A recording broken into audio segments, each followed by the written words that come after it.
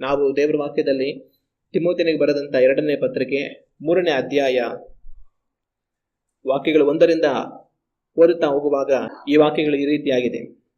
ಆದರೆ ಕಡೆ ದಿವಸಗಳಲ್ಲಿ ಕಠಿಣ ಕಾಲಗಳು ಬರುವವೆಂಬುದನ್ನು ತಿಳಿದುಕೋ.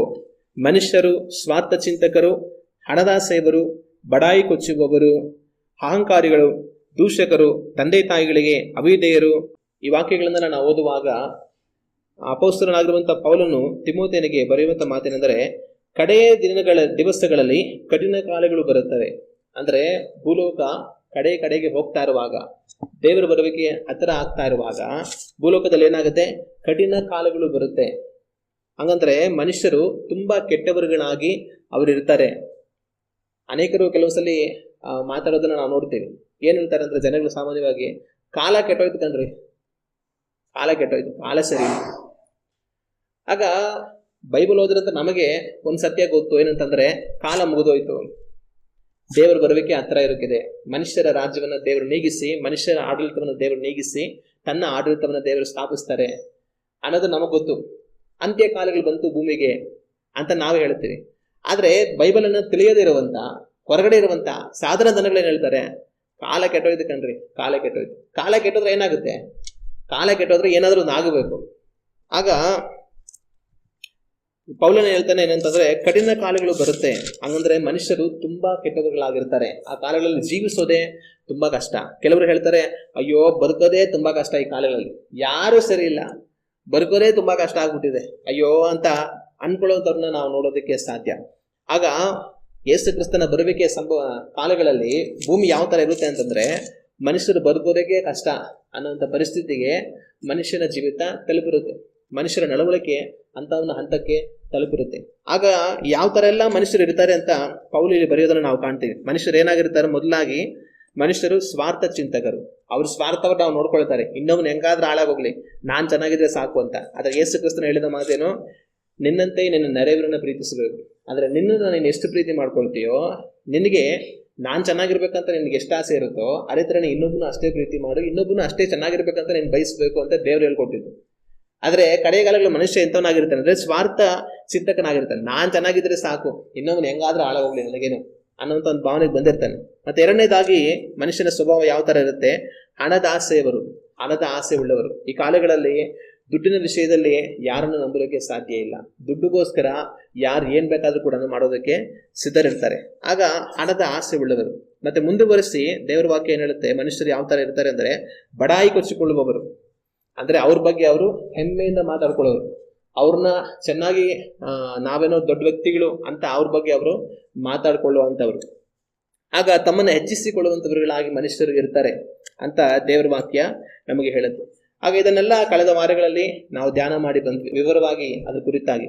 ಇವತ್ತು ಇನ್ನೂ ಮುಂದುವರಿಸಿ ದೇವರ ವಾಕ್ಯದಲ್ಲಿ ಇನ್ನ ಮುಂದಕ್ಕೆ ಮನುಷ್ಯರು ಯಾವ ತರ ಇರ್ತಾರೆ ಕಡೆಗಾಲಗಳಲ್ಲಿ ಅಂತ ದೇವರ ವಾಕ್ಯ ಹೇಳುತ್ತೆ ಅನ್ನೋದನ್ನ ಸ್ವಲ್ಪ ವಿವರವಾಗಿ ನಾವು ಧ್ಯಾನ ಮಾಡಿ ತಿಳಿದುಕೊಳ್ಳೋಣ. ಮುಂದುವರಿಸಿ ದೇವರ ವಾಕ್ಯ ಹೇಳುವಂತ ಕಾರ್ಯ ಏನು ಅಂದ್ರೆ, ಮನುಷ್ಯರು ಕಡೆಗಾಲಗಳಲ್ಲಿ ಯಾವ ರೀತಿ ಇರ್ತಾರಂದ್ರೆ ಅಹಂಕಾರಿಗಳು ಆಗಿರ್ತಾರೆ ಅಂತ ದೇವರ ವಾಕ್ಯ ಹೇಳುತ್ತೆ. ಆಗ ಕಡೆಗಾಲಗಳಲ್ಲಿ ಮನುಷ್ಯರು ಎಂಥವರಾಗಿರ್ತಾರೆ ಅಂತ ದೇವರ ವಾಕ್ಯ ಹೇಳುತ್ತಂದ್ರೆ ಅಹಂಕಾರಿಗಳಾಗಿ ಮನುಷ್ಯರು ಇರ್ತಾರೆ ಅಂತ ಹೇಳಿ. ಆಗ ಅಹಂಕಾರಿಗಳಂದ್ರೆ ಯಾರು, ಅಹಂಕಾರ ಅಂದ್ರೆ ಏನು? ಅಹಂಕಾರ ಅಂದ್ರೆ ತಮಗಿಂತ ಕಡಿಮೆ ಆಗಿರುವಂತ ಬೇರೆ ಮನುಷ್ಯರುಗಳನ್ನ ಕೀಳಾಗಿ ನೋಡುವಂಥದ್ದೇ ಅಹಂಕಾರ. ತಾವು ಯಾವುದೋ ಒಂದು ಸ್ಥಾನದಲ್ಲಿ ಇರ್ತಾರೆ, ಆದ್ರೆ ತಮ್ಮ ಸ್ಥಾನಕ್ಕಿಂತ ಕಡಿಮೆಯಾಗಿರುವಂತವ್ರನ್ನ ನೋಡಿ ಕೀಳಾಗಿ ಅವ್ರನ್ನ ನಡೆಸ್ಕೊಳ್ತಾರಲ್ಲ, ಅವರೇ ಅಹಂಕಾರಿಗಳು. ಅದನ್ನ ನಾವು ಅರ್ಥ ಮಾಡ್ಕೊಳ್ಬೇಕಂತಂದ್ರೆ, ಶ್ರೀಮಂತರು ಬಡವರನ್ನ ಅಹಂಕಾರದಿಂದ ನಡೆಸ್ಕೊಳ್ತಾರೆ. ಶ್ರೀಮಂತ ಯಾವುದೋ ಒಂದು ವೇದಿಕೆ ಇದೆ, 4 ಚೇರ್ ಹಾಕಿದ್ದಾರೆ, ಶ್ರೀಮಂತ ಬಂದು ಕುತ್ಕೊಳ್ತಾನೆ ಆ ಚೇರಲ್ಲಿ. ಅದೇ ಅವ್ರನ್ನ ಬಡವ ಬಂದು ಇಲ್ಲೇ ಪಕ್ಕದಲ್ಲಿ ಕುತ್ಕೊಂಡ್ರೆ, ಎಷ್ಟ ನಿನ್ಗೆ ದಿಮಾಕು ಇದರ ಮೇಲಕ್ಕೆ, ನಾನು ಕೂತಿದ್ದೀನಿ, ನನ್ನ ಪಕ್ಕದಲ್ಲೇ ಕುತ್ಕೊಂತೀನಿ, ನನ್ನ ಪಕ್ಕದಲ್ಲಿ ಕುತ್ಕೊಳ್ಳೋದು ಧೈರ್ಯ ನನಗೆ, ಕುತ್ಕೊಳ್ಳ ಕೆಳಗಡೆ ನೆಲದಲ್ಲಿ ಅಂತ ಏನ್ ಮಾಡ್ತಾರೆ, ಗದರಿಸಿ ಕೆಳಗಡೆ ಕೊಂಡಿರ್ತಾರೆ. ಆಗ ಶ್ರೀಮಂತರು ಏನ್ ಮಾಡ್ತಾರೆ, ಬಡವರ ಮೇಲೆ ಅಹಂಕಾರವನ್ನು ತೋರಿಸ್ತಾರೆ. ನಾನು ಒಬ್ಬ ಮನುಷ್ಯ, ನೀನು ಒಬ್ಬ ಮನುಷ್ಯ, ನಾನು ನಿನ್ನೆಲ್ಲ ಒಂದೇ, ಕುತ್ಕೊಳಪ್ಪ ಅಂತ ಪಕ್ಕದಲ್ಲಿ ಕುಂಡ್ರಿಸ್ಕೊಂಡ್ರೆ ಅದು ಮಾನವೀಯತೆ. ಆದ್ರೆ ನಾನು ಶ್ರೀಮಂತ ಆಗಿದ್ದೀನಿ ಅನ್ನೋ ಮಾತ್ರಕ್ಕೆ, ನನ್ನ ಹತ್ರ ದುಡ್ಡಿದೆ ಅಂತ ಮಾತ್ರಕ್ಕೆ, ದುಡ್ಡು ಇಲ್ಲದ್ರವಂತ ತನ್ನ ಹಾಗೆ ಮನುಷ್ಯನಾಗಿರುವಂತ ಇನ್ನೊಂದು ವ್ಯಕ್ತಿನ ಏನು ನನ್ನ ಪಕ್ಕದಲ್ಲಿ ಕೂತಿದೆ, ನನಗೆ ಸಮವಾಗಿ ಕುತ್ಕೊಳ್ಳಲ್ಲಿ ಅಂತಂದ್ರೆ ಅದೇ ಅಹಂಕಾರ. ಆಗ ಶ್ರೀಮಂತರು ಬಡವರ ಮೇಲೆ ಅಹಂಕಾರವನ್ನು ತೋರಿಸ್ತಾರೆ. ಮತ್ತೆ ರಾಜಕಾರಣಿಗಳು ಸಾಧಾರಣ ಜನಗಳ ಮೇಲೆ ಅಹಂಕಾರವನ್ನು ತೋರಿಸ್ತಾರೆ. ಅಧಿಕಾರ ಸ್ಥಾನದಲ್ಲಿರುವಂಥವ್ರು ಅವರ ಕೆಳಗಡೆ ಇರುವಂಥವ್ರ ಮೇಲೆ ಅಹಂಕಾರವನ್ನ ತೋರಿಸ್ತಾರೆ. ಕೆಲಸವನ್ನು ಕೊಟ್ಟಿರುವಂಥವ್ರು ಕೆಲಸವನ್ನು ಮಾಡಿಸ್ಕೊಳ್ಳೋರ ಮೇಲೆ ಅಹಂಕಾರವನ್ನ ತೋರಿಸ್ತಾರೆ. ಮತ್ತೆ ಏನೋ ಸಾಧನೆ ಮಾಡಿದ್ದೀವಿ ಅಂತ ಅಂದ್ಕೊಳ್ಳೋರು ಸಾಧಾರಣ ಜನಗಳ ಮೇಲೆ ಅಹಂಕಾರವನ್ನ ತೋರಿಸ್ತಾರೆ. ಅನೇಕ ಸಮಯಗಳಲ್ಲಿ ಗಂಡಂದರು ಹೆಂಡತಿಯರ ಮೇಲೆ ಅಹಂಕಾರವನ್ನು ತೋರಿಸ್ತಾರೆ. ಗಂಡಂದ್ರು ಏನ್ ಅನ್ಕೊಳ್ತಾರೆ ಅಂದ್ರೆ, ನಾನು ಹೆಂಡತಿಗಿನ್ನ ಮೇಲಿರೋನು, ನಾನು ಮನೆಗೆ ಯಜಮಾನ, ಇವಳು ಸುಮ್ಮನೆ ಅಡುಗೆ ಮಾಡ್ಕೊಂಡು ಮನೇಲಿ ಬಿದ್ದಿರ್ಬೇಕಾಗಿರೋಳು, ಇವಳಿಗೆ ಎಷ್ಟು ದಿಮಾಕು, ಹೆಂಗ್ ಮಾತಾಡ್ತಾಳೆ ಅಂತ ಅಂದ್ಬಿಟ್ಟು ಗಂಡಂದ್ರು ಹೆಂಡತಿಯರ ಮೇಲೆ ಅಹಂಕಾರವನ್ನು ತೋರಿಸುವಂಥದ್ದನ್ನ ನಾವು ನೋಡೋದಕ್ಕೆ ಸಾಧ್ಯ. ಆಗ ಈ ಸಮಾಜದಲ್ಲಿ ಅನೇಕರು ಏನ್ ಮಾಡ್ತಾರೆ, ಅನೇಕ ವಿಧವಾದ ಜನಗಳ ಮೇಲೆ ಅಹಂಕಾರವನ್ನು ತೋರಿಸ್ತಾರೆ. ಸಹಜವಾಗಿ ಮೇಲಿರುವಂಥವ್ರು ಅವ್ರಿಗಿನ್ನ ಕಡಿಮೆ ಆಗಿರುವಂಥವ್ರಲ್ಲಿ ದುಡ್ಡಾಗಿರ್ಬೋದು, ವಿದ್ಯಾಭ್ಯಾಸ ಆಗಿರ್ಬೋದು, ಏನೋ ಒಂದು ಸಾಧನೆ ಆಗಿರ್ಬೋದು, ಏನೋ ಒಂದು ಹೆಸರಾಗಿರ್ಬೋದು, ಏನೇ ಆಗಿರ್ಬೋದು, ನಾನು ಮೇಲಿದ್ದೀನಿ ನೀನು ನನಗಿಂತ ಕೆಳಗಿದೀಯಾ ಅನ್ನೋಂಥವ್ರ ಮೇಲೆ ಏನ್ ಮಾಡ್ತಾರೆ, ಅವರು ಅಹಂಕಾರವನ್ನ ತೋರಿಸಿ ಅವರನ್ನ ಅಹಂಕಾರದಿಂದ ನಡೆಸಿಕೊಳ್ಳುವಂಥವ್ರುಗಳಾಗಿ ಇರೋದನ್ನ ನಾವು ನೋಡೋದಕ್ಕೆ ಸಾಧ್ಯ. ಒಂದು ಕಾಲಗಳಿತ್ತು, ಹಿಂದಿನ ಕಾಲಗಳು, ಮನುಷ್ಯರು ಅಷ್ಟು ಅಹಂಕಾರಿಗಳಾಗಿರಲಿಲ್ಲ. ಅವ್ರು ಎಷ್ಟೇ ಉನ್ನತ ಸ್ಥಾನದಲ್ಲಿದ್ರು, ಏನೇ ಸಾಧನೆ ಮಾಡಿದ್ರು, ಏನೇ ಶ್ರೀಮಂತರಾಗಿದ್ರು, ಅವರು ಎಂಥ ಮನುಷ್ಯರಾಗಿದ್ರು ಕೂಡ ಬೇರೆಯವ್ರನ್ನ ಪ್ರೀತಿಯಿಂದ ಕಾಣೋರು, ಬೇರೆಯವ್ರನ್ನ ಗೌರವವಾಗಿ ನೋಡೋರು. ಬಾಪ ಏನಪ್ಪ, ಏನ್ ನಾನು ಮನುಷ್ಯ, ನೀನು ಮನುಷ್ಯನೇ ಪಾಪ ಅಂತ ಬೇರೆಯವ್ರನ್ನ ತಮ್ಮಂತೆ ನೋಡೋರು. ಮನುಷ್ಯರಲ್ಲಿ ಅಹಂಕಾರ ಪ್ರವೃತ್ತಿ ತುಂಬಾ ಕಡಿಮೆ ಇತ್ತು. ಆದ್ರೆ ಕಾಲಗಳು ಹೋಗ್ತಾ ಹೋಗ್ತಾ ಹೋಗ್ತಾ ಮನುಷ್ಯರಲ್ಲಿ ಏನಾಗಿದೆ ಅಂತಂದ್ರೆ, ಈ ಅಹಂಕಾರ ಪ್ರವೃತ್ತಿ ತುಂಬಾ ಜಾಸ್ತಿ ಆಗಿದೆ. ಮನುಷ್ಯರು ಹೋಗ್ತಾ ಹೋಗ್ತಾ ಹೋಗ್ತಾ ಅಹಂಕಾರಿಗಳಾಗಿ ಅವರು ಬದಲಾಗ್ತಾ ಇರೋದನ್ನ ನಮ್ಮ ಕಾಲಘಟ್ಟಗಳಲ್ಲಿ ನಾವು ನೋಡಬಹುದು. ಅನೇಕರು ಏನ್ ಮಾಡ್ತಾರೆ, ಬೇರೆಯವರು ಅಹಂಕಾರದಿಂದ ವರ್ತಿಸುವಂತವ್ರನ್ನ ನೋಡಿ, ಅಯ್ಯೋಪ್ಪ ಅವನ ಹತ್ರ ಹೋಗಿ ಮಾತಾಡಕ್ಕೆ ಆಗಲ್ಲ, ಹಂಗೆ ಎಗರು ಬೀಳ್ತಾನೆ, ಹಂಗೆ ಉರಿದು ಹೋಗ್ತಾನೆ ಅಂತ ಅಂದ್ಬಿಟ್ಟು ಬೇರೆಯವ್ರ ಬಗ್ಗೆ ಮಾತಾಡ್ಕೊಳ್ಳೋದನ್ನ ನಾವು ನೋಡೋಕ್ ಸಾಧ್ಯ. ಆಗ ಹಂಗೆ ಎಗರಿ ಬೀಳೋರು, ಹಂಗೆ ಉರಿದೋಗೋರು, ಇವರೆಲ್ಲ ಯಾರು ಅಂತಂದ್ರೆ ಅಹಂಕಾರಿಗಳೇ. ಆಗ ಸಮಾಜ ಇವತ್ತು ಹೆಂಗಾಗಿದೆ ಅಂತಂದ್ರೆ, ಅಹಂಕಾರದ ಪ್ರವೃತ್ತಿ ಸಮಾಜದಲ್ಲಿ ಜನಗಳಲ್ಲಿ ಜಾಸ್ತಿ ಆಗ್ತಾ ಇದೆ. ಆಗ ಇದನ್ನ ನೋಡುವಾಗ ನಮ್ಮ ಕರ್ತನಾದ ಯೇಸು ಕ್ರಿಸ್ತನ ಬರುವಿಕೆ ಸಮೀಪ ಆಗ್ತಾ ಇದೆ ಅನ್ನೋದನ್ನ ನಾವು ತಿಳಿದುಕೊಳ್ಳಬಹುದು. ಹಲ್ಲೆಲೂಯಾ. ಆದ್ರೆ ಈ ವಾಕ್ಯವನ್ನು ನಾವು ಧ್ಯಾನ ಮಾಡುವಾಗ ನಾವು ಒಂದು ಆಲೋಚನೆ ಮಾಡಬೇಕು, ನಾನು ನೀವು ಯಾವ ತರ ಇದ್ದೀವಿ ಅನ್ನೋದನ್ನ ಒಂದು ಕ್ಷಣ ನಾವು ಯೋಚನೆ ಮಾಡಿ ನೋಡ್ಬೇಕು. ನಮ್ಮಲ್ಲಿ ಒಂದು ವೇಳೆ ಅಹಂಕಾರ ಅನ್ನುವಂತ ಒಂದು ಕೆಟ್ಟ ನಡವಳಿಕೆ ಇದೆಯಾ, ಅಥವಾ ನಮಗಿಂತ ಕಡಿಮೆ ಆಗಿರುವಂತವ್ರನ್ನ ನಾವು ಯಾವ ತರ ನಡೆಸ್ಕೊಳ್ತಾ ಇದ್ದೀವಿ ಅನ್ನೋದನ್ನ ನಾವು ಯೋಚನೆ ಮಾಡಿ ನೋಡ್ಬೇಕು. ಅನೇಕರು ಏನ್ ಮಾಡ್ತಾರೆ, ದೇವರನ್ನ ನಂಬಿರ್ತಾರೆ, ದೇವರನ್ನ ನಂಬಿದವರಾಗಿದ್ದು ಸಹ ಅಹಂಕಾರದ ನಡವಳಿಕೆಯನ್ನ ಅನೇಕರು ಅನುಸರಿಸ್ತಾ ಇರ್ತಾರೆ. ಒಂದು ವೇಳೆ ಪ್ರಾರಂಭದಲ್ಲಿ ದೇವರನ್ನ ನಂಬಿ ಬಂದಾಗ ಕಷ್ಟ ಇರುತ್ತೆ, ಕಣ್ಣೀರಿರುತ್ತೆ, ಬಾಧೆಗಳಿರುತ್ತೆ, ಸಮಸ್ಯೆಗಳಿರುತ್ತೆ, ತೊಂದರೆಗಳಿರುತ್ತೆ. ಆಗ ಎಲ್ಲರನ್ನು ಪ್ರೀತಿ ಮಾಡ್ತಾರೆ, ಎಲ್ಲರಲ್ಲಿ ನಾವು ಸಹ ಒಬ್ರು ಅಂತ ನಡೀತಾ ಇರ್ತಾರೆ. ಆದ್ರೆ ಕಾಲಗಳು ಹೋಗ್ತಾ ಹೋಗ್ತಾ ದೇವರು ಅವರಿಗೆ ಕೃಪೆ ತೋರಿಸಿ, ಅವ್ರಿಗೆ ಸಹಾಯ ಮಾಡಿ, ಅವರನ್ನ ಆಶೀರ್ವಾದ ಮಾಡಿ, ಅವ್ರ ಕಷ್ಟಗಳನ್ನ ತೀರಿಸಿ, ಅವ್ರಿಗೆ ಒಂದು ಒಳ್ಳೆ ಜೀವನ ಕಟ್ಟಿಕೊಟ್ಟು ಒಂದು ಒಳ್ಳೆ ಸ್ಥಾನಮಾನಗಳಿಗೆ ತರುವಾಗ ಅನೇಕರ ನಡವಳಿಕೆ ಏನಾಗುತ್ತೆ ಅಂದ್ರೆ ಬದಲಾಗಿ ಹೋಗುತ್ತೆ. ದೇವರನ್ನ ನಂಬಿರ್ತಾರೆ, ಆದ್ರೂ ಸಹ ಅವರ ನಡವಳಿಕೆ ಬದಲಾಗಿ ಹೋಗುತ್ತೆ. ಈಗ ನಾವೇನೋ ಮಹಾನ್ ವ್ಯಕ್ತಿಗಳಾಗ್ಬಿಟ್ಟಿದ್ದೀವಿ, ಈಗ ನಾವೇನೋ ಶ್ರೇಷ್ಠವಾದ ವ್ಯಕ್ತಿಗಳಾಗ್ಬಿಟ್ಟಿದ್ದೀವಿ, ಈಗ ನಮಗೆ ಸಮಾಜದಲ್ಲಿ ಒಳ್ಳೆ ಮರ್ಯಾದೆ ಇದೆ. ಒಂದು ಕಾಲದಲ್ಲಿ ಸಮಾಜದಲ್ಲಿ ನಮ್ಮನ್ನು ನೋಡಿದ್ರೆ 10 ಜನ ಉಗಿಯೋರು, ನಿಂದು ಒಂದು ಜೀವನನ ಏನೋ ಹಿಂಗ್ ಬರುತ್ತಾ ಇದೆಯಾ ಅಂತ ಎಲ್ಲ ಉಗಿಯೋರು. ಆದ್ರೆ ಇವತ್ತು ದೇವರ ಹತ್ರ ಬಂದು ದೇವರು ನಮ್ಮ ಜೀವಿತವನ್ನು ಬದಲಾಯಿಸಿ 4 ಜನ ನೋಡಿ ನಮ್ಮನ್ನ ಮರ್ಯಾದೆ ಕೊಡೋ ಹಾಗೆ ದೇವ್ರು ಮಾಡಿರ್ತಾರೆ. ಅವನು ಬುದ್ಧಿವಂತಪ್ಪ, ಅವ್ನು ಚೆನ್ನಾಗಿದ್ದಾನೆ, ಏನೋ ಮೊದಲೆಲ್ಲ ತುಂಬಾ ಕೆಟ್ಟೋಗಿದ್ದ, ಇವಾಗ ತುಂಬಾ ಚೆನ್ನಾಗಿದ್ದಾನೆ ಅಂತ 4 ಜನ ಹೊಗಳೋ ತರ ನಮ್ಮ ಜೀವಿತವನ್ನ ದೇವರು ಬದಲಾಯಿಸ್ತಾರೆ. ಆದ್ರೆ ಇಂಥ ಒಂದು ಸ್ಥಿತಿಗೆ ಬರುವಾಗ ಮನುಷ್ಯರು ಕೆಲವರು ಏನಾಗ್ಬಿಡ್ತಾರೆ ಅಂದ್ರೆ ಅಹಂಕಾರದಿಂದ ತುಂಬಿ ಹೋಗ್ತಾರೆ. ದೇವರವ್ರನ್ನ ವಿಶೇಷವಾಗಿ ಆಶೀರ್ವದಿಸಿ ಒಳ್ಳೆ ಜ್ಞಾನವನ್ನು ಕೊಟ್ಟು ಒಳ್ಳೆ ಸ್ಥಾನಮಾನಗಳನ್ನ ಅವ್ರು ಕೊಟ್ಟು ಅವರ ಕಷ್ಟಗಳನ್ನೆಲ್ಲ ನೀಗಿಸಿ ಅವ್ರನ್ನ ಮೇಲಿನ ಸ್ಥಿತಿಗೆ ತರುವಾಗ ಆ ಸ್ಥಿತಿಯಲ್ಲಿ ತನ್ನ ದೀನತೆಯನ್ನ ಅನೇಕರು ಕಾಪಾಡಿಕೊಳ್ಳೋದಿಲ್ಲ, ಅಹಂಕಾರಕ್ಕೆ ಸ್ಥಳ ಕೊಟ್ಬಿಡ್ತಾರೆ.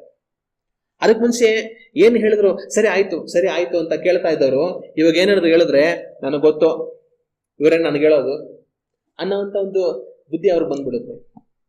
ತಮಗಿಂತ ಕಡಿಮೆ ಆಗಿರುವಂತವ್ರನ್ನ ಕೀಳಾಗಿ ನೋಡ್ತಾರೆ. ಒಂದು ವೇಳೆ ಪ್ರಾರಂಭದಲ್ಲಿ ಅವರು ಕಷ್ಟ ಬಾಧೆಗಳಲ್ಲಿರುವಾಗ ಬಡವರು, ಸಾಧಾರಣ ದನಗಳು, ಗುಡಿಸಲಲ್ಲಿದ್ದಂತಹ ಮನೆಗಳಿಗೂ ಸಹ ಹೋಗಿ ಅವ್ರ ಜೊತೆ ಊಟ ಮಾಡೋದು, ಅವ್ರ ಜೊತೆ ಮಾತಾಡೋದು ಎಲ್ಲ ಮಾಡೋರು. ಈಗ ದೇವರು ಅವ್ರನ್ನ ಚೆನ್ನಾಗಿ ಆಶೀರ್ವಾದ ಮಾಡ್ಬಿಟ್ಟು ಒಳ್ಳೆ ಬಟ್ಟೆ ಮತ್ತೆ ಓಡಾಡೋದಕ್ಕೆ ಒಳ್ಳೆ ಗಾಡಿ ಅಥವಾ ಒಂದು ಒಳ್ಳೆ ವಾಹನ, ಅವ್ರಿಗೆ ಅಂತ ಒಂದು ಒಳ್ಳೆ ಸೌಕರ್ಯವಾಗಿರುವಂತ ಮನೆ, ಎಲ್ಲ ತರ ದೇವರು ವ್ಯವಸ್ಥೆ ಮಾಡ್ಕೊಟ್ಟ ಮೇಲೆ ಬಡವ ಮನೆಗೆ ಹೋಗೋದಕ್ಕೆ ಇವ್ರಿಗೆ ಕಷ್ಟ. ಬಡವ ಮನೇಲಿ ಹೋಗಿ ನೆಲದಲ್ಲಿ ಕೂತ್ಕೊಳ್ಳೋದು ಕಷ್ಟ. ಬಡವ್ರ ಮನೆಯಲ್ಲಿ ಏನೋ ಅವ್ರ ಹತ್ರ ಇರುವಂತ ಅಳಿಸೋಗಿರೋದು, ತಂಗ್ಳನ್ನ ಏನೋ ಒಂದು ಕೊಟ್ರೆ ತಿನ್ನ ಕಷ್ಟ. ಅಯ್ಯೋ ಇಂಥ ಮನೆಗೆ ನಾವು ಬರ್ಬೇಕಾ, ಇಂಥ ನೆಲದಲ್ಲಿ ನಾವು ಕೂತ್ಕೊಳ್ಬೇಕಾ, ಇಂಥ ಜನಗಳ ಜೊತೆ ಅವ್ರ ಬಟ್ಟೆಗಳು ನೋಡಿ ಹೆಂಗಿದೆ, ಅವ್ರ ಜೊತೆ ನಾವು ಹೋಗಿ ಕೂತ್ಕೊಬೇಕಾ ಅಂತ ಅಹಂಕಾರದ ಪ್ರವೃತ್ತಿಯನ್ನ ತೋರಿಸುವಂತವர்களಾಗಿ ಇರ್ತಾರೆ. ಆದ್ರೆ ನಾನು ನೀವು ಆತರ ಇರಬಾರದು. ದೇವರು ನಮ್ಮನ್ನ ಹೆಚ್ಚಾಗಿ ಆಶೀರ್ವದಿಸಲಿ, ನಮ್ಮ ಕಷ್ಟಗಳನ್ನು ಪರಿಹರಿಸಲಿ, ನಮ್ಮನ್ನು ಉನ್ನತ ಸ್ಥಾನಕ್ಕೆ ತರಲಿ, ನೂರಾರು ಸಾವಿರಾರು ಮಂದಿಗೆ ಆಶೀರ್ವಾದವಾಗಿರುವ ಹಾಗೆ ದೇವರು ನಮ್ಮನ್ನು ಬದಲಾಯಿಸಲಿ. ಆದರೆ ನಮ್ಮ ನಡವಳಿಕೆ ಬದಲಾಗಬಾರದು, ನಮ್ಮ ದೀನತೆ, ತಾಳ್ಮೆ ಬದಲಾಗಬಾರದು, ಅಹಂಕಾರ ಅನ್ನುವಂಥ ಕೆಟ್ಟ ಸ್ವಭಾವ ನಮ್ಮ ತಲೆಗೆ ಏರಬಾರದು. ನಾವು ದೀನತೆಯನ್ನು ಕಾಪಾಡಿಕೊಳ್ಬೇಕಾಗಿರೋದು ಬಹಳ ಮುಖ್ಯ. ಮತ್ತೆ ಒಂದು ಈ ರೀತಿ ಲೌಕಿಕವಾದ ಕಾರ್ಯಗಳಲ್ಲಿ ವಿಶ್ವಾಸಗಳು ತಪ್ಪಿ ಹೋಗಿ ಅಹಂಕಾರಕ್ಕೆ ಒಳಗಾಗೋದು ಮಾತ್ರ ಅಲ್ಲ, ಆತ್ಮೀಯವಾದ ಕಾರ್ಯಗಳಲ್ಲೂ ಸಹ ಅಹಂಕಾರಕ್ಕೆ ಒಳಗಾಗ್ಬಿಡ್ತಾರೆ. ಹೆಂಗೆ ಅಂದ್ರೆ ಪ್ರಾರಂಭದಲ್ಲಿ ಪ್ರಾರ್ಥನೆ ಮಾಡೋದೇ ಗೊತ್ತಿರೋದಿಲ್ಲ.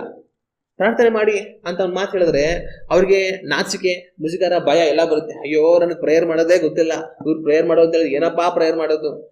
ಪ್ರೇಯರ್ ಮಾಡಿ ಒಂದು ಕ್ಷಣ ಪ್ರೇಯರ್ ಮಾಡಿ ಮುಗಿಸೋಷ್ಟರಲ್ಲಿ ಸೆಕೆಂಡ್ ಇಯರ್ ಬಂದು ಎಲ್ಲ ನೆಂದೋಗಿರುತ್ತೆ ಬೈಕೆ. ನನಗೆ ಪ್ರಾರಂಭದಲ್ಲಿ ಮೊಟ್ಟ ಮೊದಲು ನಮ್ಮ ಅಂಕಲ್ ಅವರು ಮನೇಲಿದ್ದಾಗ ಅಪ್ಪ ನೀನು ಪ್ರೇಯರ್ ಮಾಡೋ ಅಂತಂದ್ರು.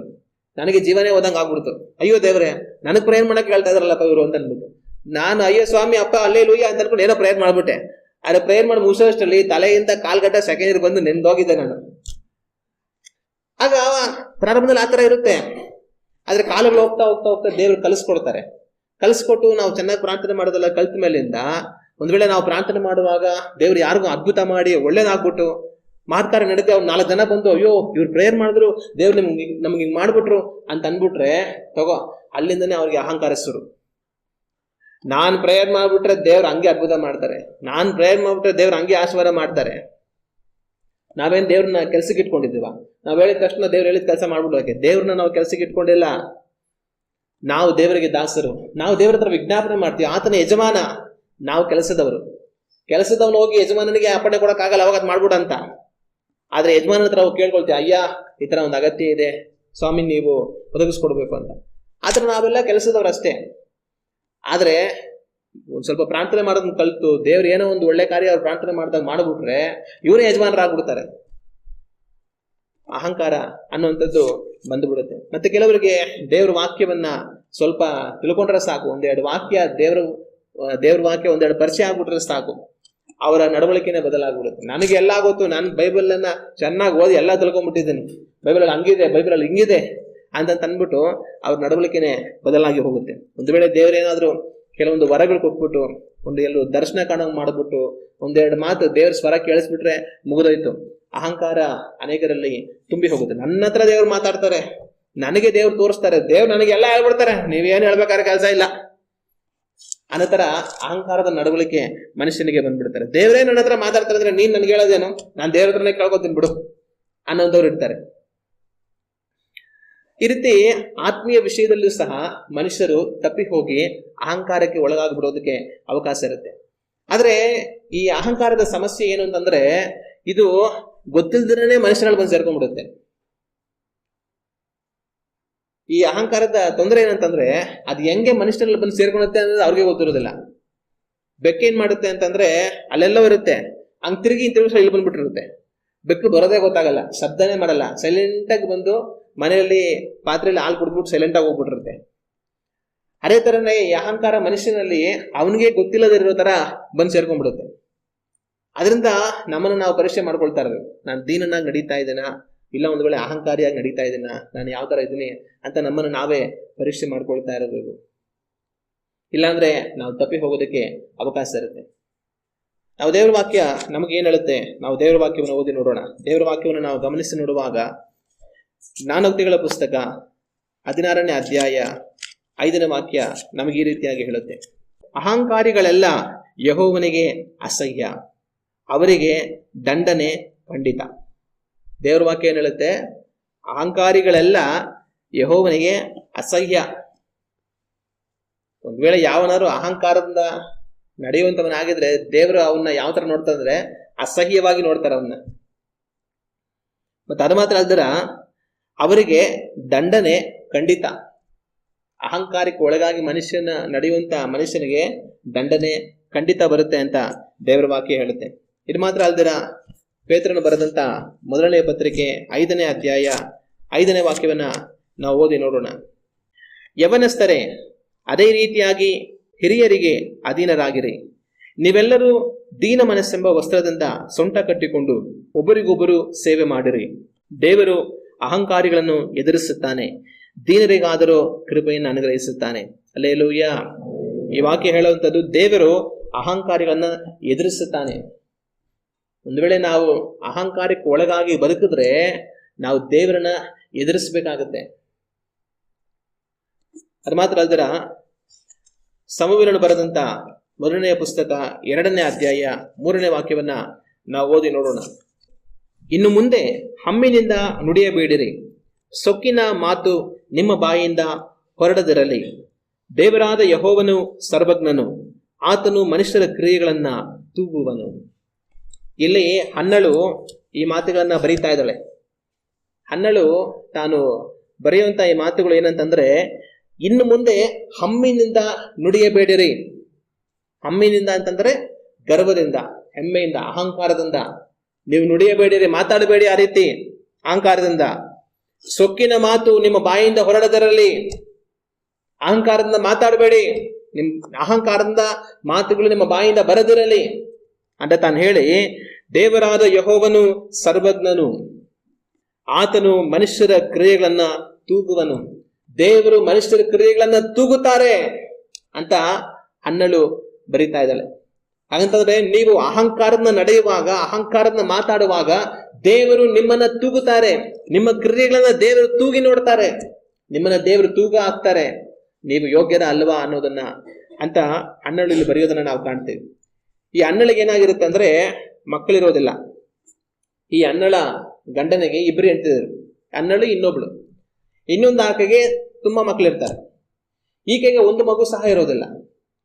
ಆದ್ರೆ ಈ ಕಾಲಗಳಲ್ಲಿ ಇನ್ನೊಂದು ಹೆಂಡತಿ ಏನ್ ಮಾಡ್ತಾ ಇರ್ತಾರೆ, ಇವಳನ್ನ ನೋಡಿ ಯಾವಾಗ್ಲೂ ಅಹಂಕಾರನ ಮಾತಾಡೋದು.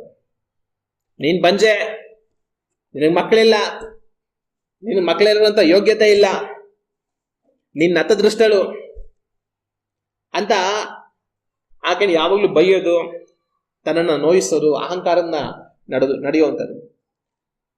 ಆಗ ಈ ರೀತಿ ಮಾಡಿದಾಗಲೆಲ್ಲ ತನ್ನ ಮನಸ್ಸು ಏನಾಗಿದೆ, ಬಹಳ ನೋವಿಗೆ ಒಳಗಾಗಿದೆ. ಆಗ ತಾನೇನ್ ಮಾಡ್ತಾಳೆ, ದೇವ್ರ ಹತ್ರ ಬಂದು ಪ್ರಾರ್ಥನೆ ಮಾಡ್ತಾಳೆ. ದೇವರೇ, ಈಕೆ ಮಾಡೋದನ್ನೆಲ್ಲ ನೀನ್ ನೋಡಿದ್ಯಾ, ನನ್ನ ಮನಸ್ಸಲ್ಲಿ ಎಷ್ಟೋ ಬಾಧೆ ಇದೆ. ನನಗೆ ಒಂದೇ ಒಂದು ಮಗು ಕೊಡಪ್ಪ ಸಾಕು. ನನಗೇನು 10 ಮಗು ಕೊಡ್ಬೇಕು ಅಂತ ನಾನು ಕೇಳೋದಿಲ್ಲ, ಒಂದೇ ಒಂದು ಮಗು ಕೊಡು ಸಾಕು. ಆ ಒಂದು ಮಗುನು ಸಹ ನಾನು ಇಟ್ಕೊಳ್ಳೋದಿಲ್ಲ, ಆ ಮಗುನು ನಾನು ನಿನ್ನ ಸೇವೆಗೋಸ್ಕರನೇ ಕೊಟ್ಬಿಡ್ತೇನೆ. ನನಗೆ ಮಕ್ಕಳೇ ಬೇಡ, ಆದ್ರೆ ಒಂದೇ ಒಂದು ಮಗು ಕೊಡು, ಆ ಮಗು ನಾನು ನಿನಗೆ ಕೊಟ್ಬಿಡ್ತೇನೆ. ಆದ್ರೆ ಇವಳು ಮಕ್ಕಳಿಲ್ಲದವಳು ಅನ್ನುವಂತ ಒಂದು ನಿಂದನೆ ನನಗೆ ನೀಗಿ ಹೋಗ್ಲಿ. ಇವಳು ಮಾತಾಡುವಂತ ಮಾತುಗಳು, ಇವಳು ಆಡುವಂತ ಪದಗಳನ್ನ ನನ್ನಿಂದ ಕೇಳೋದಕ್ಕೆ ಆಗ್ತಾ ಇಲ್ಲ. ದೇವರೇ, ನನ್ನ ಪ್ರಾರ್ಥನೆ ಕೇಳು, ಒಂದೇ ಒಂದು ಮಗು ಕೊಡು ಸ್ವಾಮಿ ಅಂತ ದೇವ್ರ ಹತ್ರ ಬಂದು ತಾನು ಎಷ್ಟೋ ಮನಬಾರದಿಂದ ಪ್ರಾರ್ಥನೆ ಮಾಡ್ತಾರೆ. ಆದ್ರೆ ದೇವರೇನ್ ಮಾಡ್ತಾರೆ, ಆಕೆಯ ಪ್ರಾರ್ಥನೆಗೆ ಉತ್ತರವನ್ನು ಕೊಡ್ತಾರೆ. ಹಲ್ಲೆಲೂಯಾ. ಆಗ ತನಗೆ ದೇವರು ಆ ಮಗುವನ್ನು ಕೊಟ್ಟ ನಂತರ ಈ ಮಾತುಗಳನ್ನ ಆಕೆ ಬರೀತಾಳೆ. ಇದನ್ನ ಯಾರಿಗೆ ಬರೀತಾಳೆ ಅಂತಂದ್ರೆ, ತನ್ನ ಸಬತಿಗೆ ಬರೆಯೋದು, ತನ್ನ ಗಂಡನ ಇನ್ನೊಂದು ಹೆಂಡತಿಗೆ ಬರೆಯೋದು. ಏನಂತಂದ್ರೆ, ಹಮ್ಮಿನಿಂದ ನುಡಿತಾ ಇದ್ದಲ್ಲ, ಅಹಂಕಾರದಿಂದ ಮಾತಾಡ್ತಾ ಇದ್ದಲ್ಲ, ಸೊಕ್ಕಿನಿಂದ ಮಾತಾಡ್ತಾ ಇದ್ದಲ್ಲ, ನನಗೇ ಮಕ್ಳಿರೋದು, ನಾನೇ ಮಕ್ಕಳನ್ನೆತ್ತಿರೋದು, ನಿನಗೆ ಮಕ್ಳಿಲ್ಲದವಳು ಅಂತ ಅಹಂಕಾರದ ನಡೆಸ್ಕೊಳ್ತಾ ಇದ್ದಲ್ಲ. ಯೆಹೋವನು ಸರ್ವಜ್ಞನು, ತಿಳಿದುಕೋ, ದೇವರು ಮನುಷ್ಯರ ಕ್ರಿಯೆಗಳನ್ನ ತೂಗುವನು. ನೀನು ಮಾತನಾಡಿದ ಮಾತುಗಳನ್ನ ದೇವರು ತೂಗಿದ್ದಾರೆ, ದೇವರು ನನಗೆ ನ್ಯಾಯ ಮಾಡಿದ್ದಾರೆ ಅಂತ ಆಕೆನ ನೋಡಿ ಈ ಮಾತುಗಳನ್ನ ತಾನು ಬರಿತಾ ಇದ್ದಾಳೆ. ಆಗ ದೇವರೇನ್ ಮಾಡ್ತಾರೆ, ಮನುಷ್ಯರ ಕ್ರಿಯೆಗಳನ್ನ ತೂಗುತ್ತಾರೆ. ಅಹಂಕಾರದಿಂದ ನಡೆಯುವಂತವ್ರನ್ನ ದೇವರು ತೂಗುತ್ತಾರೆ. ಒಂದ್ಸಲಿ ಏನಾಯ್ತು ಅಂತಂದ್ರೆ, ಒಂದು ಸ್ಥಳದಲ್ಲಿ 2 ಮನೆ, ಆ ಕಡೆ ಒಂದು ಮನೆ, ಈ ಕಡೆ ಒಂದು ಮನೆ. ಗಂಡ ಹೆಂಡತಿ ಅವ್ರ ಕುಟುಂಬವಾಗಿದ್ರು. ಒಂದು ಮನೆಯಲ್ಲಿ ಗಂಡ ತೀರೋಗ್ಬಿಡ್ತಾನೆ. ತೀರೋದ್ಮೇಲೆ ಆಕೆಗೆ ತುಂಬಾ ದುಃಖ, ತುಂಬಾ ಗಂಡನ ಕಳ್ಕೊಂಡಂತ ಬಾಧೆ, ನೋವು ಎಷ್ಟೋ ಇರುತ್ತೆ. ದಿನಗಳು ಕಳೆಯುತ್ತೆ, ಒಂದಷ್ಟು ಕಾಲ ಆಗುತ್ತೆ. ತನ್ನ ಗಂಡ ತೀರಿ ಹೋದ ದುಃಖವನ್ನ ಮರೆತು ಹೋಗಿ ತಾನು ಹೆಂಗೋ ಜೀವನ ಮಾಡ್ಕೊಂಡು ಹೋಗ್ತಾ ಇರ್ತಾಳೆ. ಈ ಕಡೆ ಇನ್ನೊಂದು ಮನೆ ಇರುತ್ತೆ, ಅಲ್ಲಿ ಗಂಡ ಹೆಂಡತಿ ಎಲ್ಲ ಇರ್ತಾರೆ.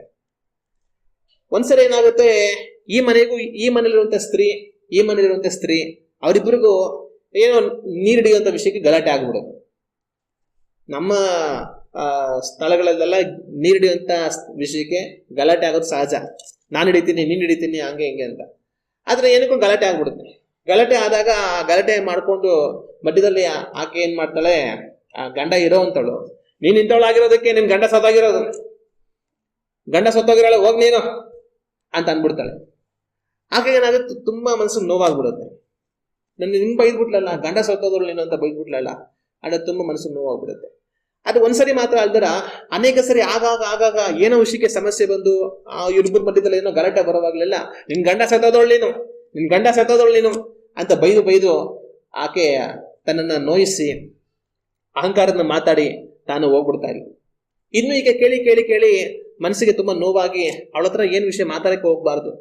ಆಕೆಲ್ಲ ಏನೋ ತಪ್ಪಿರುತ್ತೆ, ಆ ತಪ್ಪನ್ನ ಎತ್ತು ತೋರಿಸಿ ನೀನ್ ಮಾಡೋ ಸರಿ ಇಲ್ಲ ಅಂತಂದ್ರೆ ನಿನ್ ಗಂಡ ಸತ್ತೋಗಿರೋಳು ನೀನು ಅನ್ಬಿಡ್ತಾಳಲ್ಲ ಅಂತ ನಾನೇನು ಮಾತಾಡಕ್ಕೆ ಹೋಗ್ಬಾರ್ದು, ಈ ತರ ಅನ್ನಿಸ್ಕೊಂಡು ಯಾಕೆ ಬರ್ಬೇಕು ಅಂತ ಮನಸ್ಸು ಒಡೆದು ಹೋಗಿ ಸುಮ್ಮನಾಗ್ಬಿಡ್ತಾಳೆ. ಆದ್ರೆ ಅದನ್ನ ದೇವರು ತೂಗಿದ್ರು. ಒಂದ್ ದಿವಸ ಏನಾಗುತ್ತಂದ್ರೆ ಈಕೆಯ ಗಂಡನು ಸಹ ಸತ್ತೋಗ್ತಾನೆ. ಇವಳು ಯಾವಾಗ್ಲೂ ಮಾತಾಡುತ್ತೆ, ನಿನ್ ಗಂಡ ಸತ್ತೋಗಿರೋಳು ಅಂತ ಅಹಂಕಾರದಿಂದ ನಡೀತಾ ಇದ್ಲು. ಆದ್ರೆ ದೇವರು ಅದನ್ನ ತೂಗಿದ್ರು. ಒಂದ್ ದಿವಸ ಆಕೆಯ ಗಂಡನು ಸಹ ಸತ್ತೋದ. ಈಗ ಏನ್ ಹೇಳಕ್ಕಾಗುತ್ತೆ ಆಕೆ? ಈಗ ಏನು ಹೇಳಕ್ಕಾಗಲ್ಲ. ದೇವರು ಮನುಷ್ಯರ ಕ್ರಿಯೆಗಳನ್ನ ತೂಗುತ್ತಾರೆ.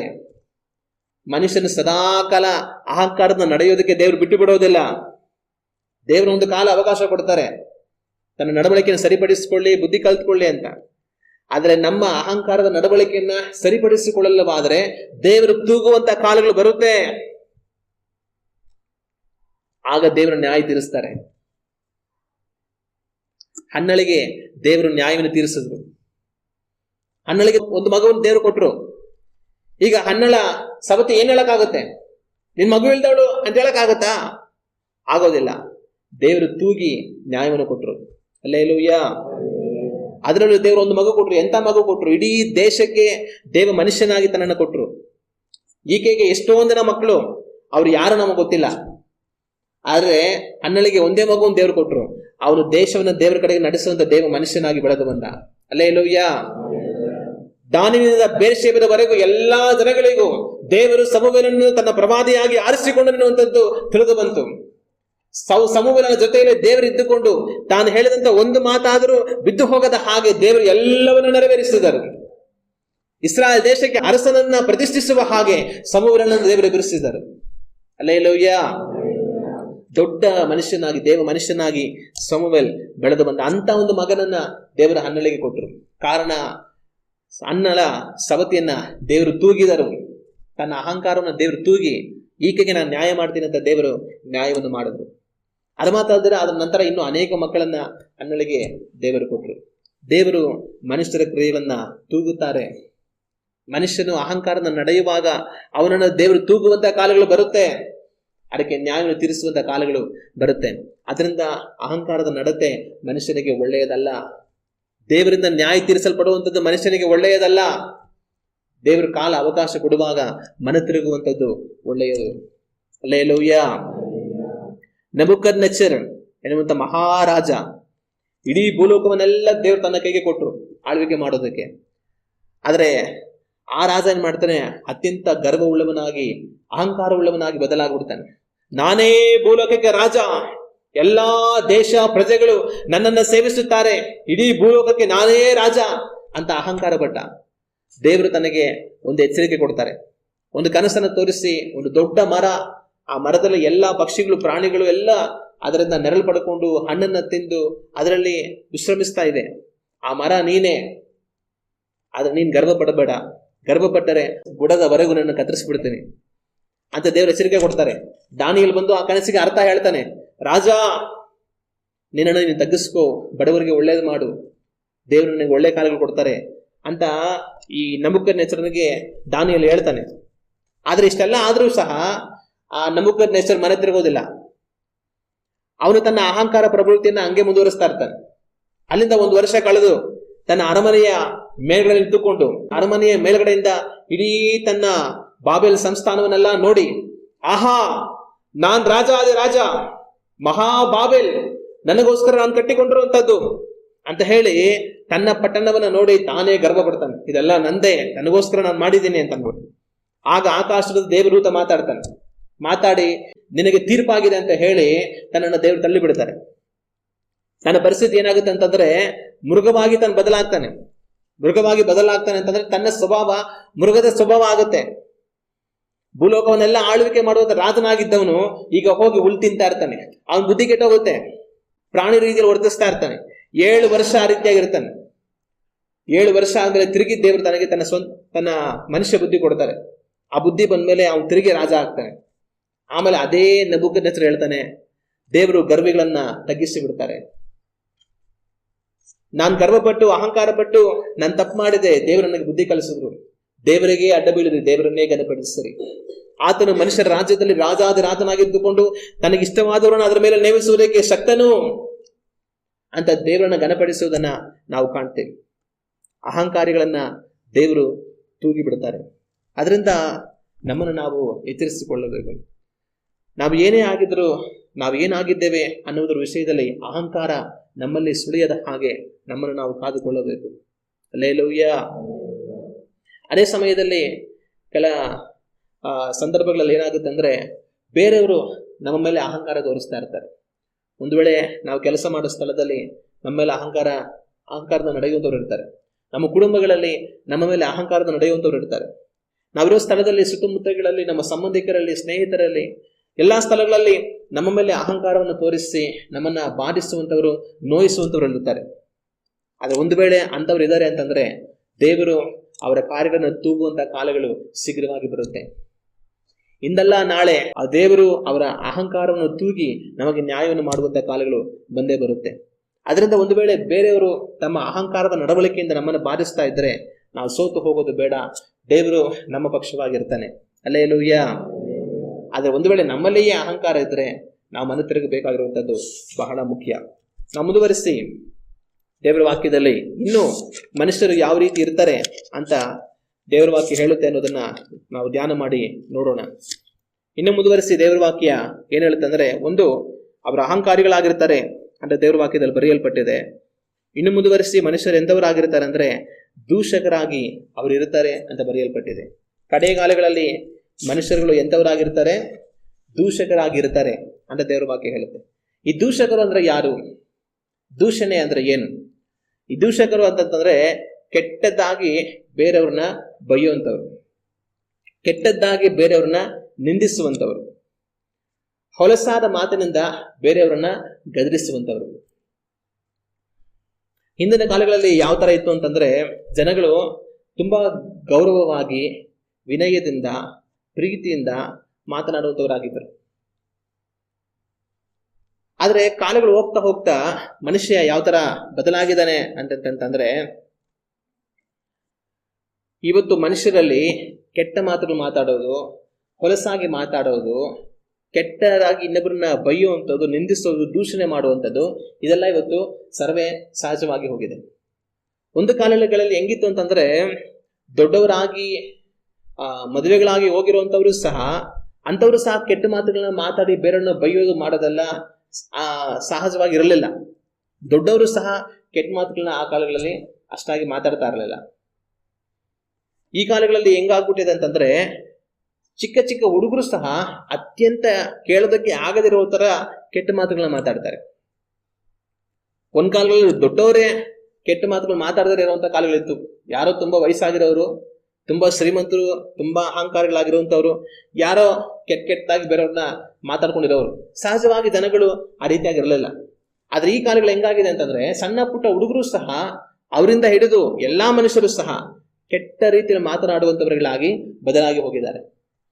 ಒಂದ್ಸರಿ ಏನಾಯ್ತು ಅಂದ್ರೆ, ನಾನು ನಮ್ಮೂರಲ್ಲಿ ರೋಡಲ್ಲಿ ನಡ್ಕೊಂಡು ಹೋಗ್ತಾ ಇದ್ದಾಗ ಆ ಕಡೆಯಿಂದ ಒಂದು ಚಿಕ್ಕ ಹುಡುಗ ಬರ್ತಾ ಇದ್ದ, ಇಷ್ಟೇ ಇಷ್ಟುದ್ದ ಹುಡುಗ. ಅವನು ಆ ಕಡೆಯಿಂದ ಬರ್ತಾ ಇದ್ದ. ಬರುವಾಗ ಅವನ ಕೈಯಲ್ಲಿ ಏನೋ ಒಂದು ಪ್ಯಾಕೆಟ್ ಇಟ್ಕೊಂಡಿದ್ದ. ಆ ಪ್ಯಾಕೆಟ್ ಅರ್ದ್ಬಿಟ್ಟು ಆ ಪ್ಯಾಕೆಟ್ನ ತಿನ್ಕೊಂಡು ಬರ್ತಾ ಇದ್ದ. ಆ ಪ್ಯಾಕೆಟ್ ಎಂತದ್ದು ಅಂತಂದ್ರೆ ಒಂದು ಕೆಟ್ಟ ಪ್ಯಾಕೆಟ್, ಮತ್ತು ಬರೆಸುವಂತ ಒಂದು ಕೆಟ್ಟ ಚಟವನ್ನು ತರುವಂತ ಒಂದು ಪ್ಯಾಕೆಟ್. ಅದನ್ನ ಇಟ್ಕೊಂಡು ತಿನ್ಕೊಂಡು ಬರ್ತಾ ಇದ್ದ. ನಾನೇನ್ ಮಾಡಿದೆ, ಹೋಗ್ತಾ ಇದ್ದ ನೋಡಿದಾಗ ಇಷ್ಟೇ ಎಷ್ಟಿದ್ದಾನೆ ಇವನು, ಈ ತರ ಮತ್ತು ಬರುವಂತ ಪ್ಯಾಕೆಟ್ಗಳೆಲ್ಲ ಇಟ್ಕೊಂಡು ಹರ್ಕೊಂಡು ತಿಂತಾ ಇದ್ದಾನಲ್ಲ, ಎಂತ ಕೆಟ್ಟ ಚಟ ಇದು, ಈ ಚಿಕ್ಕ ವಯಸ್ಸಿಗೆ ಈ ತರ ಆದ್ರೆ ಹೆಂಗೆ ಇವನು ಅಂತ ಅನ್ಬಿಟ್ಟು ಹತ್ರ ಬಂದಾಗ ನೋಡ್ಬಿಟ್ಟು ಗದ್ರದೆ, ಏಯ್ ಏನು ನೀನ್ ತಿಂತಾ ಇರೋದು ಅಂತ ಅವನಿಗೆ ಬೈದೆ, ತಿನ್ಬಾರ್ದಲ್ಲ ಅಂತ ಅನ್ಬಿಟ್ಟು. ಅದಕ್ಕೆ ಅವನೇನಂದ ಅಂತಂದ್ರೆ, ಏನ ಕೆಟ್ಟದಾಗ ನನ್ನನ್ನ ಬೈದ್ಬಿಟ್ಟ.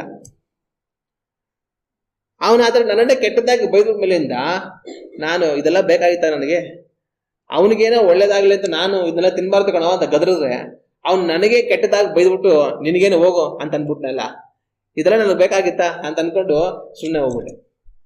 ಆಗ ಒಂದು ಕಾಲಗಳಿತ್ತು ಹೆಂಗೆ ಅಂತಂದ್ರೆ, ಸ್ವಲ್ಪ ದೊಡ್ಡವರು, ವಯಸ್ಸಾಗಿರೋರು, ದೊಡ್ಡವ್ರು ಆಗಿರೋಂಥವ್ರನ್ನ ಅವ್ರಿಗಿಂತ ಚಿಕ್ಕವರಾಗಿರೋಂಥವ್ರನ್ನ ಬೈದ್ರು ಕೂಡ ಅವ್ರೇನೋ ಅಂತ ಇರಲಿಲ್ಲ. ಆದ್ರೆ ಈ ಕಾಲಗಳು ಹೆಂಗಾಗಿದೆ ಅಂತಂದ್ರೆ, ಈ ಶಿಷ್ಯದ ಹುಡುಗರನ್ನು ಏನಾದ್ರು ಬೈಯೋದಕ್ಕೆ ನಮಗೆ ಭಯ ಆಗುತ್ತೆ. ಎಲ್ಲಿ ಅವರೇ ನಮಗೆ ಬೈದ್ಬಿಟ್ಟು ಎಲ್ಲರ ಮುಂದೆ ಮಾನ ಕಳೆದ್ಬಿಡ್ತಾರ ಅಂತ ಅಂದ್ಬಿಟ್ಟು. ಆಗ ಮನುಷ್ಯರಲ್ಲಿ ದೂಷಣೆ ಮಾಡುವಂತ, ಇನ್ನೊಬ್ಬರನ್ನ ಕೆಟ್ಟದಾಗಿ ಬೈಯುವಂತ, ಕೆಟ್ಟ ಮಾತುಗಳನ್ನ ಆಡುವಂತ ಒಂದು ಕೆಟ್ಟ ನಡವಳಿಕೆ ಅದು ಸರ್ವೇ ಸಹಜ ಆಗ್ಬಿಡ್ತಾ ಇದೆ. ಚಿಕ್ಕ ಮಕ್ಕಳಿಂದ ಹಿಡಿದು ಯವನಸ್ಥರಿಂದ ಹಿಡಿದು ಎಲ್ಲಾ ಮನುಷ್ಯರು ಇವತ್ತು ಅತ್ಯಂತ ಕೆಟ್ಟದಾಗಿ ಮಾತನಾಡುವಂತವ್ರನ್ನ ಸಮಾಜದಲ್ಲಿ ನಾವು ನೋಡೋದಕ್ಕೆ ಸಾಧ್ಯ.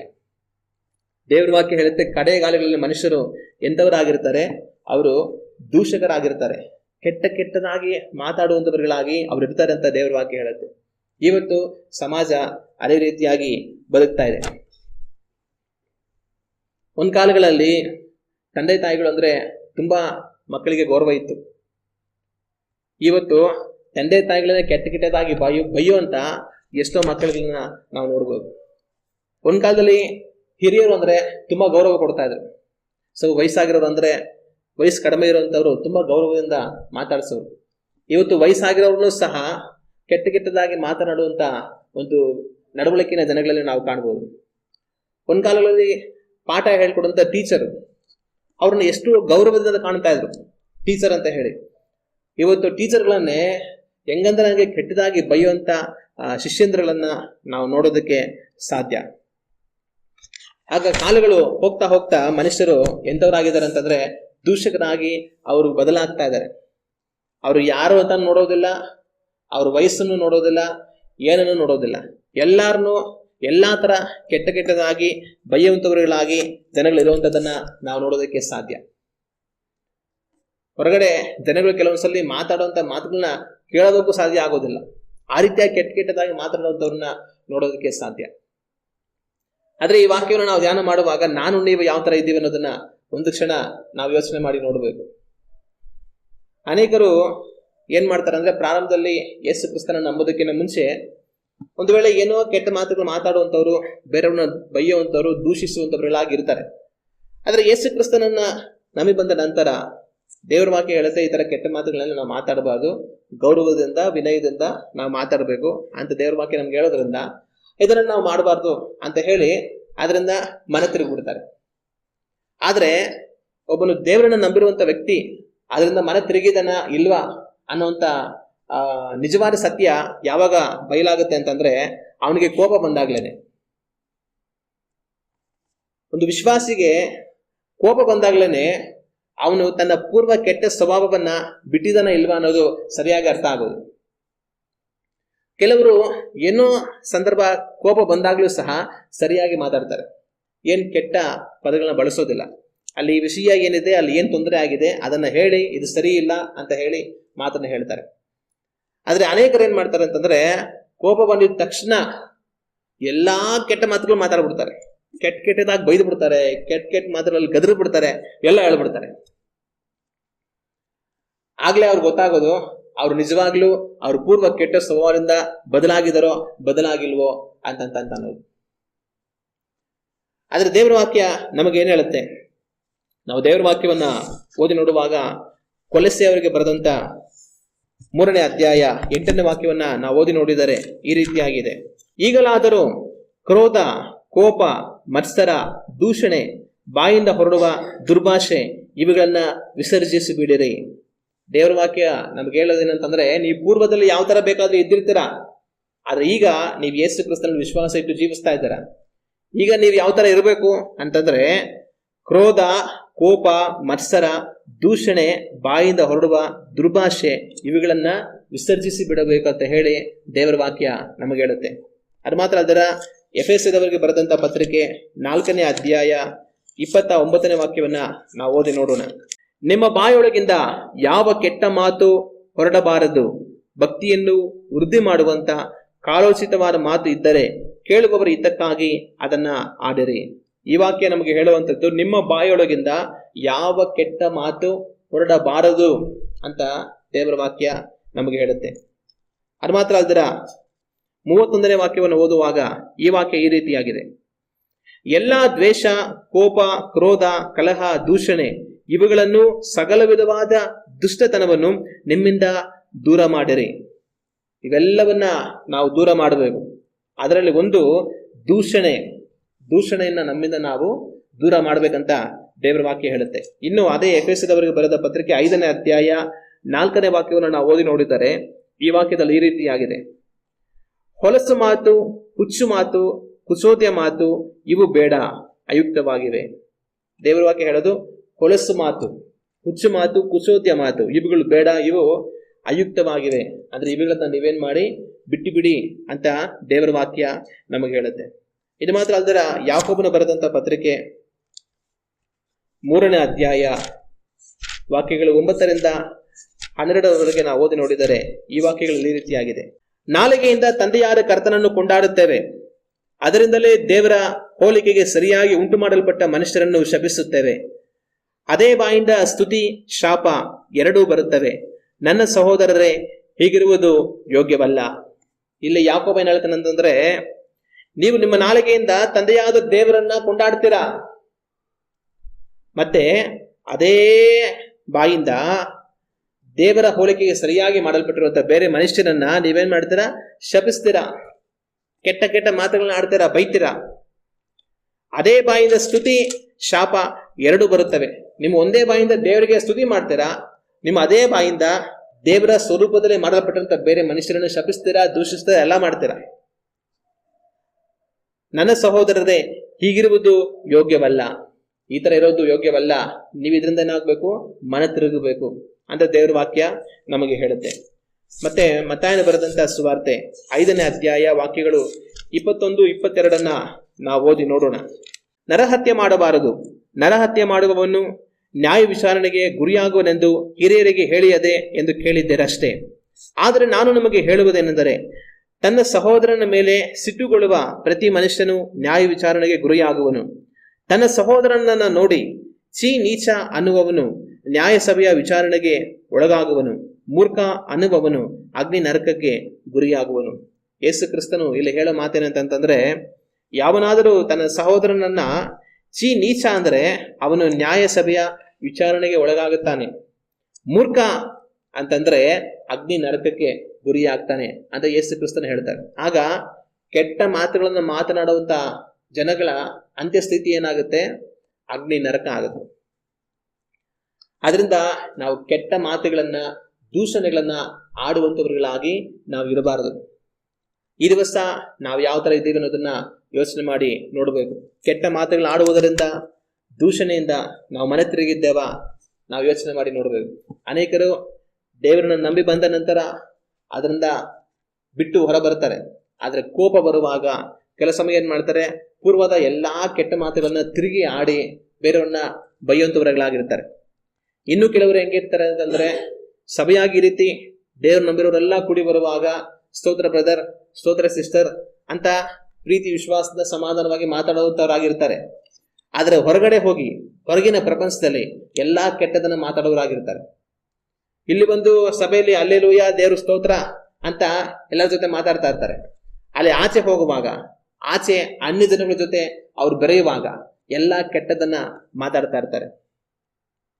ಆದ್ರೆ ಆ ರೀತಿಯಾಗಿ ಮುಂದುವರಿಯುವಂತವರ ಸ್ಥಿತಿ ಅಗ್ನಿ ನರಕವಾಗಿರುತ್ತೆ. ಕಡೆಯ ಕಾಲಗಳಲ್ಲಿ ಮನುಷ್ಯರು ಎಂತವರಾಗಿರ್ತಾರೆ? ದೂಷಕರಾಗಿರ್ತಾರೆ.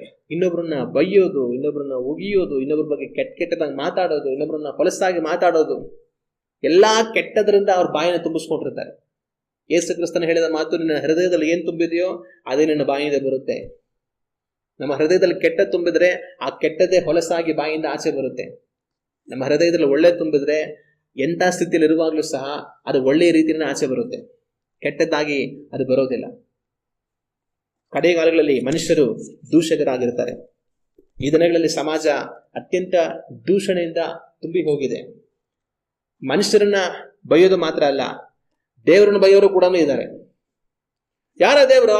ನಾನೇ ದೇವರು ಅಂತ ಹೇಳೋರು ಇದ್ದಾರೆ. ಮನುಷ್ಯ ಎಲ್ಲಿಗೆ ಹೋಗ್ಬಿಟ್ಟ ಅಂತಂದ್ರೆ ದೇವ್ರನ್ನ ಬೈಯಕ್ಕೆ ಶುರು ಮಾಡ್ಬಿಟ್ಟ. ಏಯ್ ನಾನೇ ದೇವ್ರು ಕಣ, ಯಾವ್ದು ದೇವ್ರು ಇಲ್ಲ ಅಂತ ದೇವ್ರನ್ನ ಬೈದು ನಾನೇ ದೇವ್ರು, ಕರಿಯ ನೀನ್ ದೇವ್ರು ಎಲ್ಲಿದ್ದಾರೆ ನೋಡೋಣ ಅಂತ ಹೇಳೋ ಸ್ಥಿತಿಗೆ ಮನುಷ್ಯ ಬಂದ್ಬಿಟ್ಟ. ದೂಷಕರು. ಆದರೆ ನನ್ನಲ್ಲಿ ನಿಮ್ಮಲ್ಲಿ ದೂಷಣೆಯ ಕೆಟ್ಟ ಸ್ವಭಾವ ಯಾವುದು ಸಹ ಇರಬಾರದು. ಅದರಿಂದ ನಮ್ಮನ್ನು ನಾವು ಯೋಚನೆ ಮಾಡ್ಕೊಂಡು ನೋಡೋಣ. ಒಂದು ವೇಳೆ ಕೋಪ, ತಾಪ, ರೋಸ, ಆವೇಶ ಬಂದ್ರೆ ನಮ್ಮ ಮಾತುಗಳು ಯಾವ ತರ ಇರುತ್ತೆ ಯೋಚನೆ ಮಾಡಿ ನೋಡೋಣ. ನಾವು ನಿಜವಾಗಲೂ ದೂಷಣೆಯಿಂದ ಮನೆ ತಿರುಗಿದ್ದವ ಇಲ್ವಾ ಅನ್ನೋದಕ್ಕೆ ಗುರುತು ನಾವು ಕೋಪ ಬಂದಾಗ ಯಾವ ತರ ಮಾತಾಡ್ತೀವಿ ಅದೇ ಗುರುತು. ಅದೇ ರೀತಿ ಅನ್ಯ ಜನಗಳು, ಯೇಸು ಕ್ರಿಸ್ತನನ್ನ ತಿಳಿಯದಿರುವಂತ ಅನ್ಯ ಜನಗಳ ಮಧ್ಯದಲ್ಲಿ ನಾವು ಹೊರಗಡೆ ಹೋಗಿ ಮಾತನಾಡುವಾಗ ಯಾವ ತರ ಮಾತಾಡ್ತೇವೆ ಅದೇ ನಾವು ಮಾತಿನಲ್ಲಿ ಮನೆ ತಿರುಗಿದ್ದವ ಇಲ್ವಾ ಅನ್ನೋದಕ್ಕೆ ಗುರುತಾಗಿರುತ್ತೆ. ನಾವು ಮುಂದುವರಿಸಿ ಕಡೆಯದಾಗಿ ಇನ್ನೊಂದು ಕಾರ್ಯ, ಮನುಷ್ಯರು ಯಾವ ರೀತಿಯಾಗಿ ಇರ್ತಾರೆ ಕಡೆಗಾಲಗಳಲ್ಲಿ ಅನ್ನೋದನ್ನ ನಾವು ಧ್ಯಾನ ಮಾಡಿ ನೋಡೋಣ.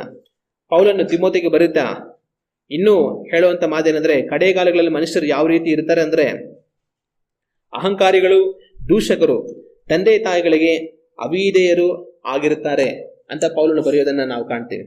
ಕಡೆಗಾಲಗಳಲ್ಲಿ ಮನುಷ್ಯರು ಯಾವ ರೀತಿಯಾಗಿರ್ತಾರೆ ಅಂತಂದ್ರೆ, ತಂದೆ ತಾಯಿಗಳಿಗೆ ಅವಿಧೇಯರಾಗುವಂತರಾಗಿ ಮನುಷ್ಯರು ಇರ್ತಾರೆ ಅಂತ ಪೌಲು ಬರೆಯೋದನ್ನ ನಾವು ಕಾಣಬಹುದು. ಹಿಂದಿನ ಕಾಲಗಳಲ್ಲಿ ಯಾವ ರೀತಿ ಇತ್ತು ಅಂತಂದ್ರೆ, ಮಕ್ಕಳು ಸಹಜವಾಗಿ ತಂದೆ ತಾಯಿಗಳಿಗೆ ತುಂಬಾ ವಿಧೇಯರಾಗೋರು, ತಂದೆ ತಾಯಿ ಹೇಳುವಂಥದ್ದನ್ನ ಹಾಗೆ ಕೇಳೋರು, ತಂದೆ ತಾಯಿಗಳನ್ನ ತುಂಬಾ ಗೌರವಿಸೋರು. ಎಷ್ಟು ಮಟ್ಟಿಗೆ ಅಂತಂದ್ರೆ, ಅವರು ದೊಡ್ಡವರಾಗಿ ಮದುವೆಗಳಾಗಿದ್ರು ಸಹ ಅವ್ರ ತಂದೆ ತಾಯಿ ಏನ್ ಹೇಳ್ತಾರೋ ಅದನ್ನೇ ಕೇಳೋರು. ಇನ್ನು ಕೆಲವರಂತೂ ಅವ್ರ ತಂದೆ ತಾಯಿ ಬದುಕಿರೋವರೆಗೂ ಸಹ ಅವ್ರು ಬದುಕಿರೋವರೆಗೂ ಅವ್ರೇನ್ ಹೇಳ್ತಾರೆ ಅದನ್ನೇ ಕೇಳೋರು. ನಮ್ಮಪ್ಪ ಹೇಳಿದಾನೆ, ನಾವಪ್ಪ ಹೇಳ್ದಂಗೆ ಮಾಡ್ಬೇಕು, ನಾವಮ್ಮ ಹೇಳಿದಾರೆ ನಾವಮ್ಮ ಹೇಳ್ದಂಗೆ ಮಾಡ್ಬೇಕು ಅಂತ ಅವ್ರು ಬದುಕಿರೋವರೆಗೂ ಕೂಡ ಒಂದು ಕಾಲಗಳಲ್ಲಿ ಮನುಷ್ಯರೇನ್ ಮಾಡ್ತಾ ಇದ್ರು, ತಂದೆ ತಾಯಿಗೆ ಮರ್ಯಾದೆ ಕೊಟ್ಟು ಗೌರವ ಕೊಟ್ಟು ಅವ್ರು ಹೇಳುವಂತ ಮಾತನ್ನ ಕೇಳಿ ಅದರಂತೆ ನಡೆಯೋಬ್ರಿದ್ರು. ತಂದೆ ತಾಯರಿಗೆ ವಿಧೇಯರಾಗಿ ಜೀವಿಸುವಂತ ಒಂದು ಸ್ವಭಾವ ಹಿಂದಿನ ಕಾಲಗಳಲ್ಲಿ ಮಕ್ಕಳಲ್ಲಿ ತುಂಬಾ ಹೆಚ್ಚಾಗಿತ್ತು. ಆದ್ರೆ ಕಾಲಗಳು ಹೋಗ್ತಾ ಹೋಗ್ತಾ ನಾನು ನೀವು ವಾಸ ಮಾಡ್ತಾ ಇರೋಂಥ ಈ ಕಾಲಗಳಲ್ಲಿ ಏನಾಗಿದೆ ಅಂತಂದ್ರೆ, ಮಕ್ಕಳು ತಂದೆ ತಾಯಿಗಳಿಗೆ ವಿಧೇಯರಾಗುವಂತ ಸ್ವಭಾವ ಬದಲಾಗಿ ಹೋಗ್ತಾ ಇದೆ. ಇವತ್ತು ತಂದೆ ತಾಯಿಗಳಿಗೆ ವಿಧೇಯರಾಗೋದಕ್ಕಿಂತ ತಂದೆ ತಾಯಿಗಳಿಗೆ ವಿಧೇಯರಾಗದೆ ಹೋಗುವಂತ, ಅವಿಧೇಯರಾಗುವಂತ ಮಕ್ಕಳೇ ತುಂಬಾ ಇದ್ದಾರೆ. ಒಂದ್ ಕಾಲಗಳಲ್ಲಿ ತಂದೆ ತಾಯಿಗಳು ಯಾರು ಸಹ ಮಕ್ಕಳ ಬಗ್ಗೆ ಇವ್ರು ಹೇಳದ್ ಮಾತೇ ಕೇಳೋದಿಲ್ಲ, ಏನ್ ಹೇಳಿದ್ರು ಅದಕ್ಕೆ ವಿರುದ್ಧವಾಗಿನೇ ಹೇಳ್ತಾರೆ, ನನ್ನ ಮಕ್ಕಳು ಸರಿನೇ ಇಲ್ಲ ಅಂತ ಯಾರು ಹೇಳ್ತಾನೆ ಇರಲಿಲ್ಲ. ಮನೇಲಿ 10 ಜನ ಮಕ್ಳು ಇರ್ತಾ ಇದ್ರು, 10 ಜನ ಮಕ್ಳು ಕೂಡ ಅವ್ರಪ್ಪ ಅಮ್ಮ ಹೇಳ್ದಂಗೆ ಕೇಳೋದು. ಆದ್ರೆ ಇವತ್ತು ಹೆಂಗಾಗಿದೆ ಅಂತಂದ್ರೆ, ಮನೆಗೆ ಒಂದೇ ಮಗುನೇ ಇರೋದು, ಇಲ್ಲಾಂದ್ರೆ 2 ಮಗು ಇರುತ್ತೆ, ಆ 1-2 ಕೂಡ ಹೇಳಿದಂಗೆ ಕೇಳೋದಿಲ್ಲ. ಎಲ್ಲಾ ತಂದೆ ತಾಯಿಗಳು ಸಮಸ್ಯೆ ಏನಂತಂದ್ರೆ, ನಮ್ಮ ಮಕ್ಕಳು ಹೇಳಿದ ಮಾತೇ ಕೇಳೋದಿಲ್ಲ, ನಾವು ಮಾಡ್ಬೇಡ ಅನ್ನೋದನ್ನೇ ಮಾಡ್ತಾರೆ, ಹಠ ಹಿಡಿತಾರೆ, ಏನ್ ಮಾಡೋದಂತಾನೆ ಗೊತ್ತಾಗೋದಿಲ್ಲ ಅಂತ. ಅದ್ರಲ್ಲೂ ಕೂಡ ಈ ಕಾಲದ ಮಕ್ಕಳು ಇನ್ನ ಹೆಂಗಾಗ್ಬಿಟ್ಟಿದ್ದಾರೆ ಅಂತಂದ್ರೆ, ಒಂದ್ ಕಾಲದಲ್ಲಿ ಏನೇ ಹೊಡೆದ್ರು ಏನೇ ಬಡದ್ರು ಅವ್ನ ಚರ್ಮನೆ ಸುಳಿದ್ಬಿಡ್ತೀನಿ ಅಂತ ಇದ್ರು. ಆದ್ರೆ ಇವತ್ತು ಒಂದ್ ಚೂರು ಹೋಯ್ ಅನ್ನೋದಕ್ಕಿಲ್ಲ. ಆಗ ಈ ಕಾಲಗಳಲ್ಲಿ ಮಕ್ಕಳು ತಂದೆ ತಾಯಿ ಹೇಳಿದ ಮಾತನ್ನ ಕೇಳೋದಿಲ್ಲ. ಆದ್ರೆ ಹಂಗನ್ಬಿಟ್ಟು ಒಂದ್ ಮಾತು ತನ್ನ ಮಕ್ಕಳಿಗೆ ಗದರೋದಕ್ಕೆ ಅಪ್ಪ ಅಮ್ಮನಿಗೆ ಭಯ, ಎಲ್ಲಿ ಗದರಿದ್ರು ಏನ್ ಮಾಡ್ಕೊಂಡ್ಬಿಡ್ತಾರೆ ಇವರು ಅನ್ನೋಂಥ ಒಂದು ಸ್ಥಿತಿಗೆ ಮಕ್ಕಳು ಈ ಕಾಲಗಳಲ್ಲಿ ಬಂದುಬಿಟ್ಟಿರೋದನ್ನ ನಾವು ನೋಡೋದಕ್ಕೆ ಸಾಧ್ಯ. ಆಗ ಸಮಾಜದಲ್ಲಿ ಏನಾಗ್ತಾ ಇದೆ ಅಂತಂದ್ರೆ, ಮಕ್ಕಳಿಗೆ ತಂದೆ ತಾಯಿಗಳಿಗೆ ವಿಧೇಯರಾಗಬೇಕೆನ್ನುವಂತ ಒಂದು ನಡವಳಿಕೆ ಬದಲಾಗಿ ಹೋಗ್ತಾ ಇದೆ. ತಂದೆ ತಾಯಿ ಮಾತುಗಳಿಗೆ ಇವತ್ತು ಕಿವಿ ಬಿಡುವಂತ ಮಕ್ಕಳು ತುಂಬಾ ಕಡಿಮೆ. ಅವ್ರಿಗೇನಂತಂದ್ರೆ ನಾನು ಹೇಳ್ದಂಗೆ ನಾವು ಅಪ್ಪನ ಅಮ್ಮ ಕೇಳ್ಬೇಕು, ನಾವು ಅಪ್ಪನ ಅಮ್ಮ ಹೇಳೋದೇನು, ನಾನು ಹೇಳ್ತೀನಿ, ನಾನು ಹೇಳೋದನ್ನು ಕೇಳಿ ಅಂತ ಮಕ್ಕಳು. ಇವತ್ತು ಅನೇಕ ಕುಟುಂಬಗಳಲ್ಲಿ ಅಪ್ಪ ಅಮ್ಮಂದ್ರಿಗೆ ಮಕ್ಕಳಿಗೆ ಗಲಾಟೆನೋ ಗಲಾಟೆ. ಅಪ್ಪ ಅಮ್ಮ ಒಂಥರ ಹೇಳೋದು, ಮಕ್ಕಳು ಒಂಥರ ಹೇಳೋದು. ಇವರು ಅವ್ರ ಮಾತು ಒಪ್ಕೊಳ್ಳೋದಿಲ್ಲ, ಅವರು ಇವ್ರ ಮಾತು ಒಪ್ಕೊಳ್ಳೋದಿಲ್ಲ. ಆದ್ರೆ ಒಂದು ಕಾಲದಲ್ಲಿ ಹೆಂಗಿತ್ತು ಅಂತಂದ್ರೆ, ಅಪ್ಪ ಒಂದ್ ಮಾತು ಹೇಳಿದ್ಮೇಲೆ ಮುಗಿದೋಯ್ತು. ಏಯ್ ಏನಾದೋ ಅಂತಂದ್ರೆ ಅಷ್ಟೇ ಮುಗಿದೋಯ್ತು. ಗಪ್ ಚಿಕ್ಕ ಮಕ್ಕಳು, ಅಪ್ಪ ಹೇಳ್ಬಿಟ್ರು ಅಷ್ಟೇ, ಏನ್ ಮಾತಾಡಕ್ಕಾಗಲ್ಲ ಅಂತ. ಈ ಕಾಲದ ಹಂಗಲ್ಲ, ಗಲಾಟೆನೋ ಗಲಾಟಿ, ವಾದ ವಿವಾದ ಎಲ್ಲ ಮಾಡ್ತಾ ಇರ್ತಾರೆ. ಒಂದ್ ಕಾಲದಲ್ಲಿ ಹೇಳ ಮಾತು ಕೇಳಿಲ್ಲ ಅಂದ್ರೆ ಊಟ ಹಾಕಲ್ಲ ನೋಡು ಅಂತನ್ನೋರು. ಈ ಕಾಲದಲ್ಲಿ ನಾನು ಊಟನೇ ಮಾಡಲ್ಲ ಹೋಗು ಅಂತ ಇರ್ತಾರೆ. ನೀನು ಊಟ ಹಾಕೋದಲ್ಲ, ನಾನೇ ಊಟ ಮಾಡಲ್ಲ ಹೋಗು ಅಂತ ಇರ್ತಾರೆ. ಆವಾಗ ಅಪ್ಪ ಅಮ್ಮನ ಅಯ್ಯೋ ಇನ್ನು ಊಟ ಮಾಡಲ್ಲ ಅಂತಾನೆ, ಊಟ ಮಾಡಿದ್ರ ಏನಾಗ್ಬಿಡ್ತಾನ ಅವನು ಅಂತ ಅನ್ಕೊಂಡು ಅವರೇ ಹೋಲಿ ಬಿಡು ಆಯ್ತು ಅಂತ ಅವರೇ ಸಮಾಧಾನ ಮಾಡ್ಕೊಂಡು ಊಟ ಕೊಡ್ಬೇಕು. ಹಂಗಾಗ್ಬಿಟ್ಟಿದೆ. ಒಂದ್ ಕಾಲದಲ್ಲಿ ಊಟ ಅಲ್ದ್ರ ಸುಂಡ್ಲಿ ಅವ್ನ್ ಗೊತ್ತಾಗತ್ತ ಅವಾಗ ಅಂತ ಅನ್ನೋರು. ಇವತ್ತು ಅಯ್ಯೋ ಅವನು ಊಟ ತಿನ್ನಲ್ಲ ಅಂತ ಅವನಂತ ಇವರೇ ಊಟ ಕೊಡ್ಬೇಕಾದ್ರೆ ಪರಿಸ್ಥಿತಿಗೆ ತಂದೆ ತಾಯಿಗಳು ಬಂದ್ಬಿಟ್ಟಿದ್ದಾರೆ. ಆಗ ಮಕ್ಕಳ ನಡವಳಿಕೆ ಏನಾಗ್ತದೆ ಅಂದ್ರೆ ಈ ಕಾಲಗಳಲ್ಲಿ ಬದಲಾಗಿ ಹೋಗ್ತಾ ಇದ್ದಾರೆ. ತಂದೆ ತಾಯಿಗಳಿಗೆ ವಿಧೇಯರಾಗುವಂತ ಒಂದು ಸ್ವಭಾವ ಮಕ್ಕಳಲ್ಲಿ ಕಡಿಮೆ ಆಗಿ ಹೋಗ್ತಾ ಇದೆ. ಅದರಲ್ಲೂ ಮಿತಿ ಮೀರಿ ಇನ್ನ ಮುಂದಕ್ಕೆ ಎಲ್ಲಿ ಹೋಗ್ತಾ ಇದೆ ಅನ್ನೋ ಮಾತು ಕೇಳೋದ್ರಲ್ಲಿ ನನ್ ಮಾತು ನೀನ್ ಕೇಳಿಲ್ಲ ಅಂತ ತಂದೆ ತಾಯಿಗಳನ್ನ ಬೈಯುವಂತ ಮಕ್ಕಳು ಬಂದ್ಬಿಟ್ಟಿದ್ದಾರೆ. ತಂದೆ ತಾಯಿಗಳನ್ನ ಕೆಟ್ಟದಾಗ ಬೈಯುವಂತವ್ರು, ಬೈಕೊಂಡು ಹೋದ್ರು ಕೂಡ ಏನೋ ಅನ್ಬೋದು, ಹೊಡೆಯುವಂತ ಮಕ್ಕಳು ಕೂಡ ಬಂದ್ಬಿಟ್ಟಿದ್ದಾರೆ. ಅಪ್ಪನಿಗೆ ಏಟು, ಅಮ್ಮನಿಗೆ ಏಟು. ಬರೀ ಹೊಡೆಯೋದು ಮಾತ್ರ ಅಲ್ದ್ರ ಅನೇಕ ಮಕ್ಕಳು ಅಪ್ಪ ಅಮ್ಮನ ಮನೆಯಿಂದ ಆಚೆನ ಹಾಕ್ಬಿಡ್ತಾರೆ. ಹೋಗ್ರಿ ಎಲ್ಲ ಹೋಗಿ ಹಾಳಾಗೋಗ್ರಿ, ನಮ್ಗೇನ್ ಬೇಕು ಅಂತ ಮನೆಯಿಂದ ಆಚೆ ತಂದೆ ತಾಯಿಗಳನ್ನ ಓಡಿಸ್ಬಿಡುವಂತ ಮಕ್ಕಳು ಕೂಡ ಇದ್ದಾರೆ. ಆಗ ಮಕ್ಕಳು ತಂದೆ ತಾಯಿಗಳ ವಿಷಯದಲ್ಲಿ ಎಷ್ಟು ಕೆಟ್ಟೋಗಿದ್ದಾರೆ ಅಂತ ಇವತ್ತಿನ ಸಮಾಜವನ್ನು ನೋಡಿದ್ರೆ ಅರ್ಥ ಆಗುತ್ತೆ. ದೇವರ ವಾಕ್ಯ ಹೇಳುತ್ತೆ, ಕಡೆಗಾಲಗಳಲ್ಲಿ ಮಕ್ಕಳು ತಂದೆ ತಾಯಿಗಳಿಗೆ ಅವಿಧೇಯರಾಗಿ ಇರ್ತಾರೆ, ತಂದೆ ತಾಯಿಗಳು ಹೇಳುವಂತ ಮಾತನ್ನು ಕೇಳದವರಾಗಿರ್ತಾರೆ ಅಂತ ದೇವರ ವಾಕ್ಯ ಹೇಳುತ್ತೆ. ಇವತ್ತಿನ ಸಮಾಜವನ್ನ ನಾವು ನೋಡ್ತಾ ಇದ್ರೆ ಅದು ವಿಪರೀತವಾಗಿ ಎಲ್ಲಾ ಕಡೆಗಳ ಹರಡಿಕೊಂಡಿರುವಂತದನ್ನ ನಾವು ನೋಡೋದಕ್ಕೆ ಸಾಧ್ಯ. ಆದ್ರೆ ಈ ವಾಕ್ಯವನ್ನು ನಾವು ಧ್ಯಾನ ಮಾಡುವಾಗ ನಾನು ನೀವು ಯಾವ ತರ ಇದ್ದೇವೆ ಅನ್ನೋದನ್ನ ಒಂದು ಕ್ಷಣ ನಾವು ಯೋಚನೆ ಮಾಡಬೇಕು. ನಮ್ಮ ತಂದೆ ತಾಯಿ ವಿಷಯದಲ್ಲಿ ನಾವು ಯಾವ ತರ ನಡೀತಾ ಇದ್ದೇವೆ? ಅವ್ರ ಮಾತನ್ನ ನಾವು ಕೇಳುವವರಾಗಿದ್ದೇವಾ? ಅವರನ್ನ ಗೌರವಿಸುವಂತವರಾಗಿದ್ದೇವಾ? ದೇವರ ವಾಕ್ಯ ಹೇಳಿದೆ ತಂದೆ ತಾಯಿಗಳನ್ನ ಸನ್ಮಾನಿಸಿರಿ ಅಂತ. ಸನ್ಮಾನಿಸಿರಿ ಅಂದ್ರೆ ಏನು? ಅವ್ರಿಗೆ ಮರ್ಯಾದೆ ಕೊಟ್ಟು ಅವ್ರು ಹೇಳೋದನ್ನ ಸರಿ ಆಯ್ತಮ್ಮ ಆಯ್ತಪ್ಪ ಅಂತ ಒಪ್ಪಿಕೊಂಡು ಅವ್ರು ಹೇಳುವಂತ ಆಲೋಚನೆ ಅಂತ ನಡೀರಿ ಅಂತ ದೇವರ ವಾಕ್ಯ ಹೇಳೋದು. ಇವತ್ತು ನಾನು ನೀವು ಆ ಥರ ಇದ್ದೇವಾ? ನಮ್ಮನ್ನ ಒಂದು ಕ್ಷಣ ನಾವು ಯೋಚನೆ ಮಾಡಿ ನೋಡಬೇಕು. ಅನೇಕರು ಏನ್ ಮಾಡ್ತಾರೆ ಅಂದ್ರೆ ದೇವರನ್ನ ನಂಬಿಯೂ ಸಹ ಅವ್ರ ತಂದೆ ತಾಯಿಗಳ ಮಾತನ್ನ ಕೇಳದೆ ಹೋಗುವಂತ ಎಷ್ಟೋ ಜನ ಮಕ್ಕಳು ಇವತ್ತು ಸಭೆಗಳಲ್ಲಿ ಇದ್ದಾರೆ. ಮಕ್ಕಳಿದ್ರೆ ಸುಮ್ಮನೆ 5ನೇ ಕ್ಲಾಸು 10ನೇ ಕ್ಲಾಸ್ ಓದಂತ ಮಕ್ಕಳಲ್ಲ, ಮದುವೆಗಳಾಗಿ ಮಕ್ಕಳಾಗಿರುವಂತ ಮಕ್ಕಳು ಕೂಡ ತಂದೆ ತಾಯಿಗಳ ಮಾತುಗಳನ್ನ ಕೇಳೋದಿಲ್ಲ. ಇವತ್ತು ಅನೇಕ ಸಭೆಗಳಲ್ಲಿ ಎಂತ ಒಂದು ಪರಿಸ್ಥಿತಿ ಅಂತಂದ್ರೆ, ಅಪ್ಪ ಅಮ್ಮ ಇರ್ತಾರೆ, ಅವ್ರಿಗೆ ಮಕ್ಕಳಿರ್ತಾರೆ, ಆ ಮಕ್ಕಳಿಗೆ ಮದುವೆ ಆಗಿ ಅವ್ರಿಗೆಲ್ಲ ಮಕ್ಕಳಾಗಿರುತ್ತೆ. ಇವಾಗ ಈ ತಂದೆ ತಾಯಿ ಅವ್ರ ಮಕ್ಕಳಿಗೆ ಏನೋ ಹೇಳ್ತಾರೆ, ಆದ್ರೆ ಆ ಮಕ್ಕಳು ಇವ್ರು ಹೇಳ್ದಂಗೆ ಕೇಳೋದಿಲ್ಲ. ಇವ್ರ ಮನಸ್ಸಿಗೆ ತುಂಬಾ ನೋವಾಗುತ್ತೆ, ಇವ್ರ ಮನಸ್ಸಿಗೆ ತುಂಬಾ ಬಾಧೆ ಆಗುತ್ತೆ. ಆದ್ರೆ ಇವ್ರೇನ್ ಮಾಡ್ತಾರೆ ಅಂತಂದ್ರೆ ಸಭೆಗೆ ಬಂದು ಕುಳಿತು ಕಣ್ಣೀರು ಸುರಿಸಿ ಪ್ರಾರ್ಥನೆ ಮಾಡ್ತಾರೆ. ಅದೇ ಸಭೆಗೆನೆ ಆ ಮಕ್ಕಳು ಬರೋದು. ಆ ಮಕ್ಕಳು ಒಂದ್ ಕಡೆ ಬಂದು ದೇವರೇ ಸ್ತೋತ್ರ ಹಲ್ಲೆಲೂಯಾ ಅಂತ ಆಡ್ತಾ ಇರ್ತಾರೆ. ಅವರ ತಂದೆ ತಾಯಿ ಅಂದ್ರು ಸಭೆಯಲ್ಲಿ ಬಂದು ಇನ್ನೊಂದ್ ಕಡೆ ಕುತ್ಕೊಂಡು ದೇವರೇ ನಮ್ಮ ಮಕ್ಕಳು ನಮ್ಮ ಮಾತು ಕೇಳ್ತಾ ಇಲ್ಲಪ್ಪ ಅದು ಕಣ್ಣೀರು ಸುರಿಸ್ತಾ ಇರ್ತಾರೆ. ಆ ಕಣ್ಣೀರು ಮಕ್ಕಳಿಗೆ ಒಳ್ಳೆಯದಲ್ಲ. ಯಾವುದೇ ಒಂದು ತಂದೆ ತಾಯಿ ಅವ್ರ ಮಕ್ಕಳು ತಮ್ಮ ಮಾತನ್ನ ಕೇಳುತ್ತಾ ಇಲ್ಲ ಅಂತ ಹೇಳಿ, ತಮಗೆ ವಿರುದ್ಧವಾಗಿ ನಡೆಯುತ್ತಾರೆ ಅಂತ ಹೇಳಿ ದೇವರ ಸಮ್ಮುಖದಲ್ಲಿ ಹೋಗಿ ಕಣ್ಣೀರು ಸುರಿಸುವಂಥದ್ದು ಮಕ್ಕಳಿಗೆ ಒಳ್ಳೆಯದಲ್ಲ. ಅದು ಅವರಿಗೆ ಆಶೀರ್ವಾದವಾಗಿರೋದಿಲ್ಲ.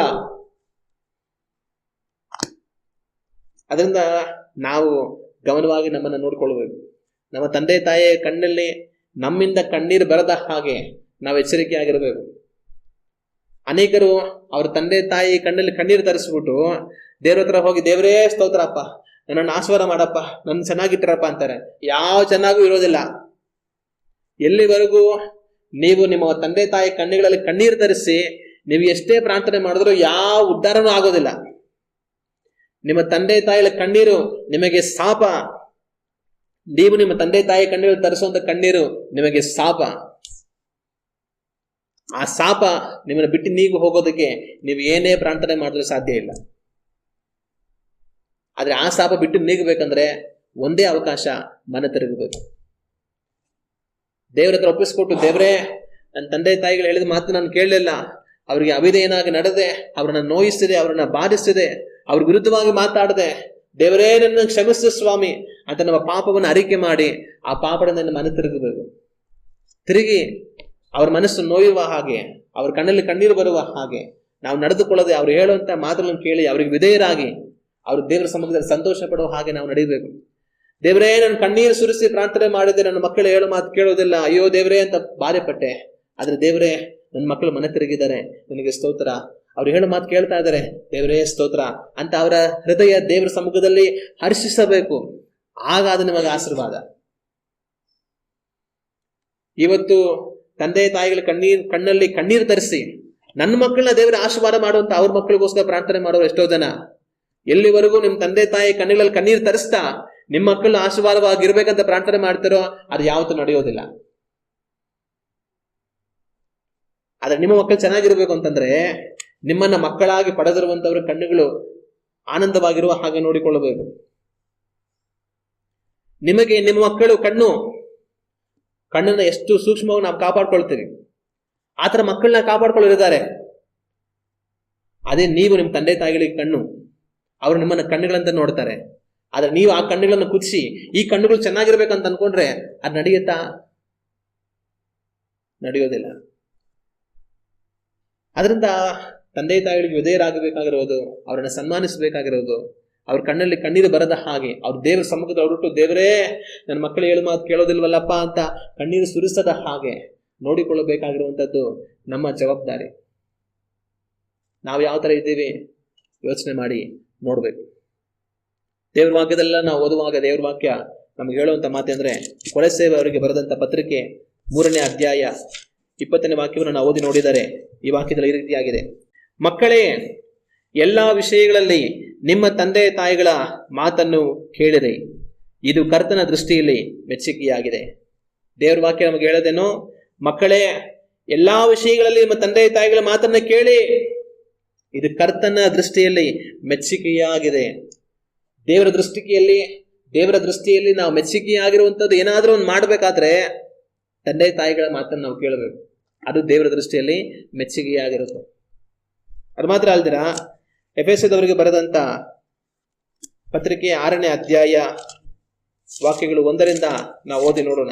ಮಕ್ಕಳೇ, ನೀವು ಕರ್ತನಲ್ಲಿ ಇರುವವರೆಗೆ ತಕ್ಕ ಹಾಗೆ ನಿಮ್ಮ ತಂದೆ ತಾಯಿಗಳ ಮಾತನ್ನು ಕೇಳಬೇಕು. ಇದು ಧರ್ಮ. ವಾಗ್ದಾನ ಸಹಿತವಾದ ಮೊದಲನೆಯ ಆಜ್ಞೆಯನ್ನು ಕೇಳಿದೆ, ನಿನ್ನ ತಂದೆ ತಾಯಿಗಳನ್ನು ಸನ್ಮಾನಿಸಬೇಕು, ಸನ್ಮಾನಿಸಿದರೆ ನಿನಗೆ ಮೇಲಾಗುವುದು, ನೀನು ಭೂಮಿಯ ಮೇಲೆ ಬಹುಕಾಲ ಬದುಕುವೆ.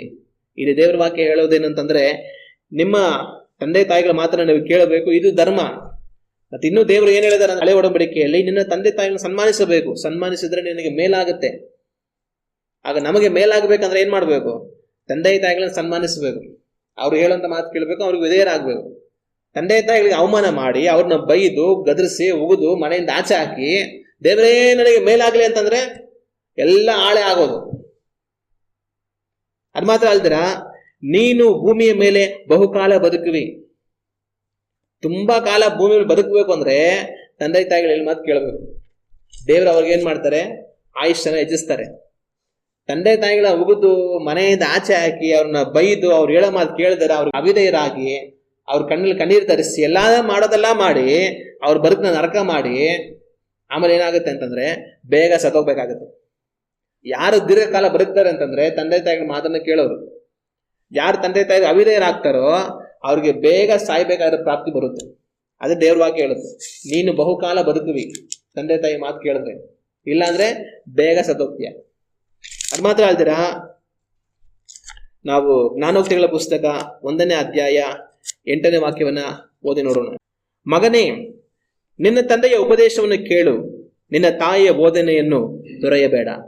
ಇಲ್ಲಿ ವಾಕ್ಯ ಹೇಳೋದೇನು ಅಂತಂದ್ರೆ, ನಿನ್ನ ತಂದೆಯ ಉಪದೇಶವನ್ನ ಕೇಳು, ನಿನ್ನ ತಾಯಿಯ ಬೋಧನೆಯನ್ನು ಮರೆಯಬೇಡ, ತೊರೆಯಬೇಡ.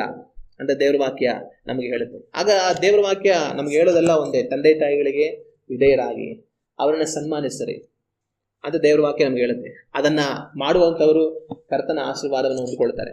ಆದ್ರೆ ಯಾರು ತಂದೆ ತಾಯಿಗಳನ್ನ ದುಃಖಪಡಿಸಿ ಅವ್ರು ಹೇಳೋ ಮಾತು ಕೇಳಿದ್ರೆ, ಅವ್ರಿಗೆ ಅವಿಧೇಯರಾಕಿ ಅವ್ರನ್ನ ಬೈದು ಗದರಿ ಒಡೆದು ಊಟ ಹಾಕ್ದಿರ ಮನೆಯಿಂದ ಆಚೆ ಹಾಕಿ ಈ ರೀತಿಯೆಲ್ಲ ನಡೆಸ್ಕೊಳ್ತಾರೋ ಅದು ಅವ್ರಿಗೂ ಅವ್ರ ಸಂತತಿಗೂ ಶಾಪವಾಗಿ ಬದಲಾಗಿ ಹೋಗುತ್ತೆ. ಅದರಿಂದ ಇದನ್ನ ನಮ್ಮನ್ನ ನಾವು ಯೋಚನೆ ಮಾಡಿ ನೋಡಬೇಕು. ಇವತ್ತು ಸಮಾಜವನ್ನು ನಾವು ನೋಡುವಾಗ ಅದು ಆ ಥರನೇ ಇದೆ. ಇವತ್ತು ಮಕ್ಕಳಿಗೆ ತಂದೆ ತಾಯಿಗಳ ಮೇಲೆ ಪ್ರೀತಿ ಇಲ್ಲ, ಅವರು ಹೇಳುವಂತ ಮಾತು ಕೇಳಬೇಕಂತ ಮನಸ್ಸಿಲ್ಲ, ಅವ್ರನ್ನ ಗೌರವಿಸಬೇಕಂತ ಮನಸ್ಸಿಲ್ಲ, ಅವ್ರಿಗೆ ವಿಧೇಯರಾಗಿ ನಡೀಬೇಕನ್ನೋಂಥ ಮನಸ್ಸಿಲ್ಲ. ಒಂದು ಕಾಲಗಳಲ್ಲಿ ಬೇರೆ ರೀತಿ ಇತ್ತು, ಈಗ ಕಾಲಗಳು ಬಹಳಷ್ಟು ಬದಲಾಗಿ ಹೋಗಿದೆ. ಇವತ್ತು ಮಕ್ಕಳೇ ತಂದೆ ತಾಯಿಗಳು ನೋಡಿದ್ರೆ ಮಕ್ಕಳೇ ಭಯ ಪಡ್ಬೇಕು, ಇವ್ರು ನಾಳೆ ಏನಾಗ್ತಾರೋ ಅಂತ ತಂದೆ ತಾಯಿಗಳು ಮಕ್ಕಳು ನೋಡಿ ಭಯ ಪಡ್ಬೇಕಾದಂತ ಪರಿಸ್ಥಿತಿ ಬಂದ್ಬಿಟ್ಟಿದೆ. ದೇವರ ವಾಕ್ಯ ಹೇಳುತ್ತೆ, ಕಡೆಯ ಕಾಲಗಳಲ್ಲಿ ಕಠಿಣ ಕಾಲಗಳು ಬರುತ್ತೆ, ಮನುಷ್ಯರು ತಂದೆ ತಾಯಿಯರಿಗೆ ಅವಿಧೇಯರಾಗುವವರಾಗಿರ್ತಾರೆ ಅಂತ ಹೇಳಿ. ಸಮಾಜ ಇವತ್ತು ಆ ಥರನೇ ಇದೆ. ಇದನ್ನು ನೋಡುವಾಗ ಯೇಸು ಕ್ರಿಸ್ತನ ಬರುವಿಕೆ ಸಮೀಪವಾಗಿ ಹೋಯಿತು ಅನ್ನೋದು ನಮಗೆ ತಿಳಿದು ಬರುತ್ತೆ. ಹಲ್ಲೆಲೂಯಾ. ಆದ್ರೆ ಈ ಕಾಲಘಟ್ಟಗಳಲ್ಲಿ ಅವ್ರ ಜೊತೆ ಹೋಗ್ಬೇಕಾಗಿರುವಂತ ನಾನು ನೀವು ಯಾವ ತರ ಇದ್ದೀವಿ, ನಮ್ಮ ತಂದೆ ತಾಯಿಗಳ ವಿಷಯದಲ್ಲಿ ನಾವು ಯಾವ ತರ ನಡೆಯುವಂತವರಾಗಿದ್ದೇವೆ, ನಮ್ಮನ್ನ ಆಲೋಚನೆ ಮಾಡಿ ನೋಡಬೇಕು. ಒಂದು ವೇಳೆ ನಮ್ಮಿಂದ ತಪ್ಪಾಗಿದ್ರೆ ನಾವು ತಂದೆ ತಾಯಿಗಳಿಗೆ ಅವಿಧೇಯರಾಗಿ ಅವರನ್ನ ದುಃಖಪಡಿಸಿ ಬಾಧೆಪಡಿಸಿ ನಾವು ಬದುಕಿದ್ರೆ ದೇವರ ಹತ್ರ ನಮ್ಮನ್ನು ನಾವು ತಗ್ಗಿಸಿಕೊಂಡು ಕ್ಷಮೆ ಕೇಳುವಾಗ ದೇವರದನ್ನ ಕ್ಷಮಿಸ್ತಾರೆ, ನಮಗೆ ಕೃಪೆ ತೋರಿಸ್ತಾರೆ. ಇನ್ನು ನಮಗೆ ಉಳಿದಿರುವಂತಹ ಕಾಲ ಅವಕಾಶವನ್ನು ಉಪಯೋಗಿಸಿಕೊಂಡು ಅವರಿಗೆ ವಿಧೇಯರಾಗಿ ಅವರನ್ನು ಸನ್ಮಾನಿಸಿ ನಾವು ಬದುಕುವಂತವರಾಗಿರಬೇಕು. ದೇವರ ಕೃಪೆ ದೇವರ ಆಶೀರ್ವಾದ ಅವರ ಮೇಲೆ ಇರುತ್ತೆ. ಹಲ್ಲೆಲೂಯಾ. ಆಗ ನಮ್ಗೊಂದು ಪ್ರಶ್ನೆ ಬರ್ಬೋದು. ಏನ್ ಪ್ರಶ್ನೆ ಅಂತಂದ್ರೆ, ಕೆಲವೊಂದು ತಂದೆ ತಾಯಿಗಳು ಸರಿ ಇರೋದಿಲ್ಲ. ತಂದೆ ತಾಯಿಗಳಲ್ಲಿ ಎಲ್ಲಾ ತಂದೆ ತಾಯಿಗಳು ಒಳ್ಳೆ ತಂದೆ ತಾಯಿಗಳು ಇರೋದಿಲ್ಲ, ಕೆಲವರು ಕೆಟ್ಟ ತಂದೆ ತಾಯಿಗಳು ಕೂಡ ಇರ್ತಾರೆ. ಆಗ ಕೆಟ್ಟ ತಂದೆ ತಾಯಿಗಳ ವಿಷಯದಲ್ಲಿ ಏನ್ ಮಾಡೋದು? ನಮ್ಮಪ್ಪ ಸರಿ ಇಲ್ಲ, ಕುಡಿತಾರೆ, ನಮ್ಮಮ್ಮ ಸರಿ ಇಲ್ಲ. ಆಗ ಇವ್ರು ಏನೇನೋ ತಪ್ಪಾದದ್ದು ನಮ್ಗೆ ಹೇಳ್ತಾರೆ, ಕೆಟ್ಟದ್ದು ನಮ್ಗೆ ಹೇಳ್ತಾರೆ ಮಾಡ್ಬೇಕು ಅಂತ. ಆವಾಗ ಅವ್ರ ತಂದೆ ತಾಯಿಗಳು ಅಂದಿದ್ ಮಾತ್ರಕ್ಕೆ ಅವ್ರು ಕೆಟ್ಟ ಏನೇನೋ ಕಾರ್ಯಗಳು ಹೇಳಿದ್ರು ಅದನ್ನ ನಾವು ಮಾಡ್ಬೇಕಾ ಅಂತಂದ್ರೆ ಅದನ್ನ ಮಾಡ್ಬೇಕಾಗಿರೋ ಅಗತ್ಯ ಇಲ್ಲ. ನಾವು ತಂದೆ ತಾಯಿಗಳಿಗೆ ವಿಧೇಯರಾಗಬೇಕು, ಅವ್ರು ಹೇಳೋ ಮಾತು ಕೇಳಬೇಕು. ಎಲ್ಲಿವರೆಗೂ ಅಂತಂದ್ರೆ ಎಲ್ಲಿವರೆಗೂ ಅವರು ನಮಗೆ ದೇವರ ವಾಕ್ಯದ ಅನುಸಾರವಾದ ಆಲೋಚನೆ ಕೊಡ್ತಾರೋ, ದೇವರ ವಾಕ್ಯದ ಅನುಸಾರವಾದ ಕಾರ್ಯಗಳನ್ನ ನಮ್ಗೆ ಹೇಳ್ತಾರೋ ಅಲ್ಲಿವರೆಗೂ ಅದನ್ನು ನಾವು ಕೈಗೊಂಡು ನಡೆಯಬೇಕು, ಅದಕ್ಕೆ ವಿಧೇಯರಾಗಬೇಕು. ಆದ್ರೆ ಯಾವಾಗ ತಂದೆ ತಾಯಿ ನಮಗೆ ದೇವರ ವಾಕ್ಯಕ್ಕೆ ವಿರುದ್ಧವಾದ, ದೇವರ ಚಿತ್ತಕ್ಕೆ ವಿರುದ್ಧವಾದ ತಪ್ಪಾದ ಕೆಟ್ಟ ಒಂದು ಆಲೋಚನೆಗಳನ್ನು ಕೊಟ್ಟು ಅದನ್ನ ಮಾಡಬೇಕು ಅಂತ ನಮ್ಗೆ ಹೇಳ್ತಾರೋ ಅದನ್ನ ನಾವು ವಿಧೇಯರಾಗಬೇಕಾಗಿರುವಂತ ಅಗತ್ಯ ಇಲ್ಲ. ಎಲ್ಲಿವರೆಗೂ ತಂದೆ ತಾಯಿ ದೇವರ ವಾಕ್ಯದ ಪ್ರಕಾರ ನಮಗೆ ಆಲೋಚನೆ ಹೇಳ್ತಾರೆ ಅಲ್ಲಿವರೆಗೂ ನಾವು ಕಡ್ಡಾಯವಾಗಿ ವಿಧೇಯರಾಗಬೇಕು. ಆದ್ರೆ ದೇವರ ವಾಕ್ಯಕ್ಕೆ ವಿರುದ್ಧವಾಗಿ ತಪ್ಪಾದ ಕಾರ್ಯಗಳನ್ನ ನಮಗೆ ತಂದೆ ತಾಯಿಗಳು ಹೇಳ್ತಾರೆ ಅನ್ನುವಾಗ ಅದಕ್ಕೆ ನಾವು ವಿಧೇಯರಾಗಬೇಕಾದ್ರೆ ಅಗತ್ಯ ಇಲ್ಲ, ನಾವು ದೇವರ ವಾಕ್ಯಕ್ಕೆ ವಿಧೇಯರಾಗಬೇಕು. ಹಲ್ಲೆಲೂಯಾ. ಅದರಿಂದ ನಮ್ಮನ್ನು ನಾವು ಯೋಚನೆ ಮಾಡಿ ನೋಡೋಣ. ನಾವೆಲ್ಲ ಎದ್ದು ನಿಂತು ಕಣ್ಣುಗಳನ್ನು ಮುಚ್ಚಿ ದೇವರನ್ನ ನೋಡಿ ಪ್ರಾರ್ಥನೆ ಮಾಡೋಣ.